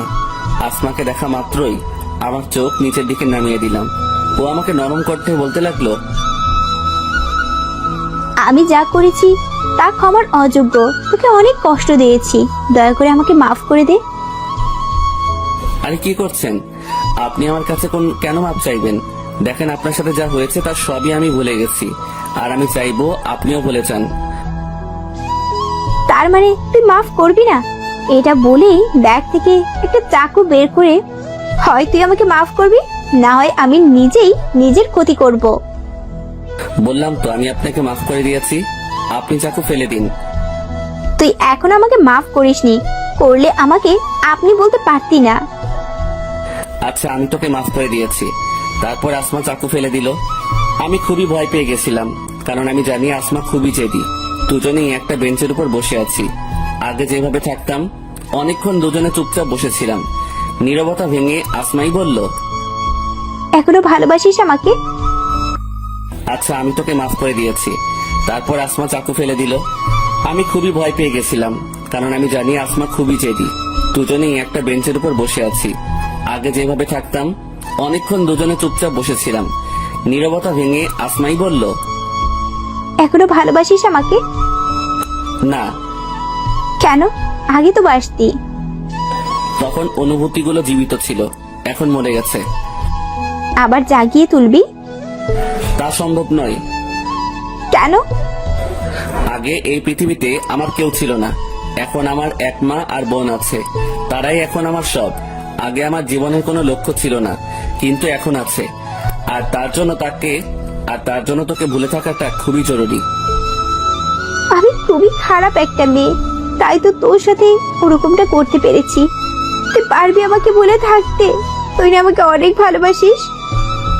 পারতে হবে, আর তার জন্যই আমি কলেজ পরিবর্তন করব। এখানে থাকলে হয়তো তোকে ভুলে থাকা সম্ভব না। তুই কলেজ কেন পরিবর্তন করবি? তোকে আমার ভালোবাসতে হবে না। তারপরও তুই প্লিজ আমাকে ছেড়ে যাস না। তুই চলে গেলে আমি কিন্তু নিজের ক্ষতি করব। তুই ভালো করে জানিস আমি চাই না তোর কোনো ক্ষতি হোক, তাই হয়তো তুই এইভাবে বলছিস। কিন্তু তুই যদি আমার সত্যি ভালো চাস, তাহলে নিজের কোনো ক্ষতি করবি না। আমি তোকে ছাড়া বাঁচতে পারবো না। তোর মতো করে কেউ আমাকে ভালোবাসতে পারবে না। তুই প্লিজ আমাকে ছেড়ে যাস না। যদি কখনো জীবনে বড় হতে পারি, তাহলে আবার তোর কাছে ফিরে আসবো। আর যদি না পারি, তাহলে হয়তো আর কোনো দিনও আমাদের দেখা হবে না। আমি তোর ফিরে আসা পর্যন্ত অপেক্ষা করব। তোকে শুধু একটা কথাই বলতে চাই, যদি আমাকে সত্যি চাস, তাহলে নিজের কোনো ক্ষতি করবি না। সবসময় ভালো থাকবি, হাসি খুশি থাকবি। তুই অনেক ভালো একটা মেয়ে। এটা বলে সেখান থেকে চলে আসলাম। পিছনে তাকালাম না। জানি আসমা বেঞ্চের উপর বসে কাঁদতেছে। কাঁদুক, কাঁদলে হয়তো কষ্ট কম হবে। জানি না কখন আসমার যোগ্য হতে পারবো কিনা। এখন জীবনের একটাই লক্ষ্য, সেটা হলো ভালো পড়ালেখা করে ভালো চাকরি করা, যাতে পরিবারের খেয়াল রাখতে পারি। যদি কখনো আসমাদের সমকক্ষ হতে পারি, তাহলে ওর কাছে ফিরে আসবো অবহেলিত ভালোবাসার জন্য। আর যদি না পারি, তাহলে মুছে ফেলতে হবে জীবন থেকে আসমা নামটি। আজকে নিজের দোষে পারভেজকে হারালাম। যখন ও কাছে ছিল তখন বুঝতে পারি নাই, আর এখন দূরে চলে যাওয়ায় কষ্ট পাচ্ছি। জানি না ওকে আর পাবো কিনা। এসব ভাবতেছি আর বেঞ্চের উপর বসে কাঁদতেছি। তখনই মিম আসলো। তোর কি হইছে আসমা? এভাবে বেঞ্চের উপর বসে কান্না কেন করছিস? আমি অনেক ভুল করে ফেলেছি, আর সেই ভুলের জন্য আজকে পারভেজ আমাকে ছেড়ে চলে গেছে। কি হয়েছে আমাকে বল তো। মিমকে সবকিছু বললাম। সব শোনার পর ও বলল, এখন কষ্ট পেয়ে কি লাভ? পারভেজ তো আর ফিরে আসবে না। আমরা এমনই, যখন কাছে থাকে তখন তার মূল্য বুঝি না, যখন সে দূরে চলে যায় তখনই তাকে বুঝতে পারি। এখন এভাবে কেঁদে আর কি হবে? যদি ওকে সত্যিই ভালোবাসিস, তাহলে ওর জন্য অপেক্ষা করা ছাড়া আর কোনো পথ নাই তোর কাছে। হ্যাঁ, আমি তাই করব। প্রয়োজনে আমি পারভেজের জন্য সারা জীবন অপেক্ষা করব। ওকে আমি অনেক ভালোবাসি। তা এখন কান্না থামা, চল তোকে বাসায় দিয়ে আসি। জানি না আসমাকে ভুলে থাকতে পারবো কিনা। যতই ওকে ভুলে থাকার চেষ্টা করি ততই আরো বেশি করে ওকে মনে পড়ে। তো কেমন দেখাচ্ছে কেন বাবা? তোর কি কিছু হয়েছে? না মা, কিছুই হয়নি। আমার কাছে কিছু লুকাস না বাবা, তোকে দেখেই বোঝা যাচ্ছে যে তোর কিছু হয়েছে। আর তুই তো আজকে কলেজ থেকে তাড়াতাড়ি চলে এলি, কিছু হয়ে থাকলে আমাকে বল বাবা। মাকে আসমার সাথে ঘটে যাওয়া সবকিছু বললাম। মেয়েটাকে তো অনেক ভালোবাসিস, তাহলে ওর থেকে দূরে কেন চলে এলি?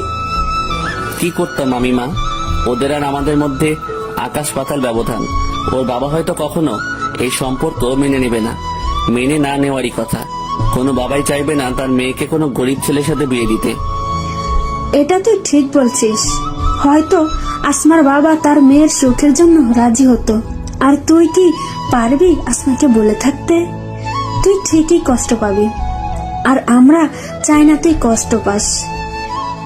মিম আমাকে বাসায় পৌঁছে দিয়ে গেল। রুমে এসে কান্না করতে লাগলাম। কিছুক্ষণ পর বাবা মা আমার রুমে আসলো। মা, তুই কি অসুস্থ? মিম তোকে বাসায় দিয়ে গেল। এ কি, তুই কান্না কেন করছিস? কি হয়েছে মা, আমাদের বল। ও আমাকে ছেড়ে চলে গেছে মা, আমার নিজের ভুলের জন্য ওকে হারালাম। কার কথা বলছিস তুই? মা বাবাকে পারভেজের ব্যাপারে সবকিছু বললাম। ওই ছেলের এত সাহস যে আমার মেয়েকে কষ্ট দেয়। তুই চিন্তা করিস না মা, পারভেজের সাথেই তোর বিয়ে দেব। তুই শুধু ওর ঠিকানা দে। কিন্তু ও রাজি হবে না বাবা। তা নিয়ে তুই চিন্তা করিস না। আমার মেয়ে কষ্ট পাবে ওই ছেলের জন্য, তা আমি হতে দেব না। বিছানায় শুয়ে আছি, তখনই কে যেন দরজা নক করলো। মা গিয়ে দরজা খুলে দিল। কিছুক্ষণ পর আমাকে ডাক দিল। মা, এই লোকটা কে? আমি আসমার বাবা। আমি জানতে এসেছি তুমি আমার মেয়েকে ছেড়ে কেন চলে এলে। আমি জানি তুমি আসমাকে ভালোবাসো আর ভবিষ্যতেও বাসবে। ওর যোগ্য হয়ে ওর কাছে ফিরে আসবে। মানুষের যোগ্যতা তার চরিত্রে ফুটে ওঠে। আর তুমি যদি আমাকে অন্য 5টা মেয়ের বাবার মতো ভাবো তাহলে ভুল ভাববে। আমি মোটেও সেরকম নই। আমরা এখন পর্যন্ত আসমার কোনো ইচ্ছা অপূরণ রাখিনি। ও যা চেয়েছে তাই দিয়েছি। ওকে কোনোদিনও কষ্ট পেতে দেইনি। আর আজকে প্রথমবার ও কষ্ট পেল, শুধু তোমার জন্য। দেখো, আমি চাই তুমি আসমাকে বিয়ে করো। তোমার পরিচয় জানার দরকার নেই, আমরা শুধু তোমাকে জানলেই হবে। মাফ করবেন আমাকে, আমি এখন আসমাকে বিয়ে করতে পারবো না। আপনি যতটা সহজভাবে বলে দিলেন, জীবনটা ততটা সহজ নয়। আসমার 1 মাসের যা খরচ, তা হয়তো আমি 6 মাসেও আয় করতে পারি না। আর এখন আমার যা অবস্থা, তাতে আসমাকে বিয়ে করা সম্ভব নয়। তুমি আমার অফিসে কাজ করবে, তাহলে তো আর কোনো সমস্যা থাকলো না। কিন্তু আমি কষ্ট না করে কোনো কিছু পেতে চাই না। কষ্ট না করে পেলে তার কোনো মূল্য থাকে না। আমি আমার যোগ্যতা অনুযায়ী কাজ করব। আচ্ছা, তুমি তোমার যোগ্যতা অনুসারে আমার অফিসে কাজ করবে, পাশাপাশি লেখাপড়া করবে। দেখো বাবা, আসমা তোমাকে ছাড়া বাঁচতে পারবে না। ও খুবই আবেগী একটা মেয়ে, খুব অল্পতেই মানুষকে বিশ্বাস করে ফেলে। ওকে কোনোদিনও এভাবে কাঁদতে দেখিনি, আজকে প্রথমবার দেখলাম। দয়া করে তুমি আপনি আসমাকে আমার সাথে বিয়ের কথা বলবেন না, এটা ওর জন্য সারপ্রাইজ। আচ্ছা ঠিক আছে, তবে আমি চাই তুমি সকালে তোমার দেওয়া বাড়িতে ওঠো। প্লিজ কিছু মনে করো না। আমি এটা দেব না, অফিস থেকে তোমাকে দেওয়া হবে। তার বিনিময়ে মাসিক বেতন থেকে টাকা কেটে রাখা হবে। তোমার বেতন থেকে তোমরা সেই বাড়িতে উঠবা, সেখানেই বিয়ের কার্যক্রম হবে। আচ্ছা ঠিক আছে। তাহলে আমি এখন চলি, কালকেই তোমাদের বিয়ে হবে। বাবা, পারভেজ কি বললো? ও রাজি হয়নি মা। আমি জেদ করে তোর বিয়ে অন্য এক জায়গায় ঠিক করে ফেলেছি। এটা কি হয়ে গেল? তুই যদি এই বিয়ে না করিস তাহলে আমার মরা মুখ দেখবি। কথাটা আমি বলে গেলাম, মনে রাখিস। এটা কি হয়ে গেল? আমি পারভেজকে ছাড়া অন্য কাউকে কি করে বিয়ে করব? ও তো আমাকে বলেছিল যে আমার কাছে ফিরে আসবে, কিন্তু এই বিয়ে না করলে বাবা আত্মহত্যা করবে, আর আমি তা কিছুতেই হতে দেব না। প্রয়োজনে বাবার জন্য নিজের ভালোবাসা বিসর্জন দেব। আজকে আমার বিয়ে, কিন্তু আমার তাতে কোনো খেয়াল নেই।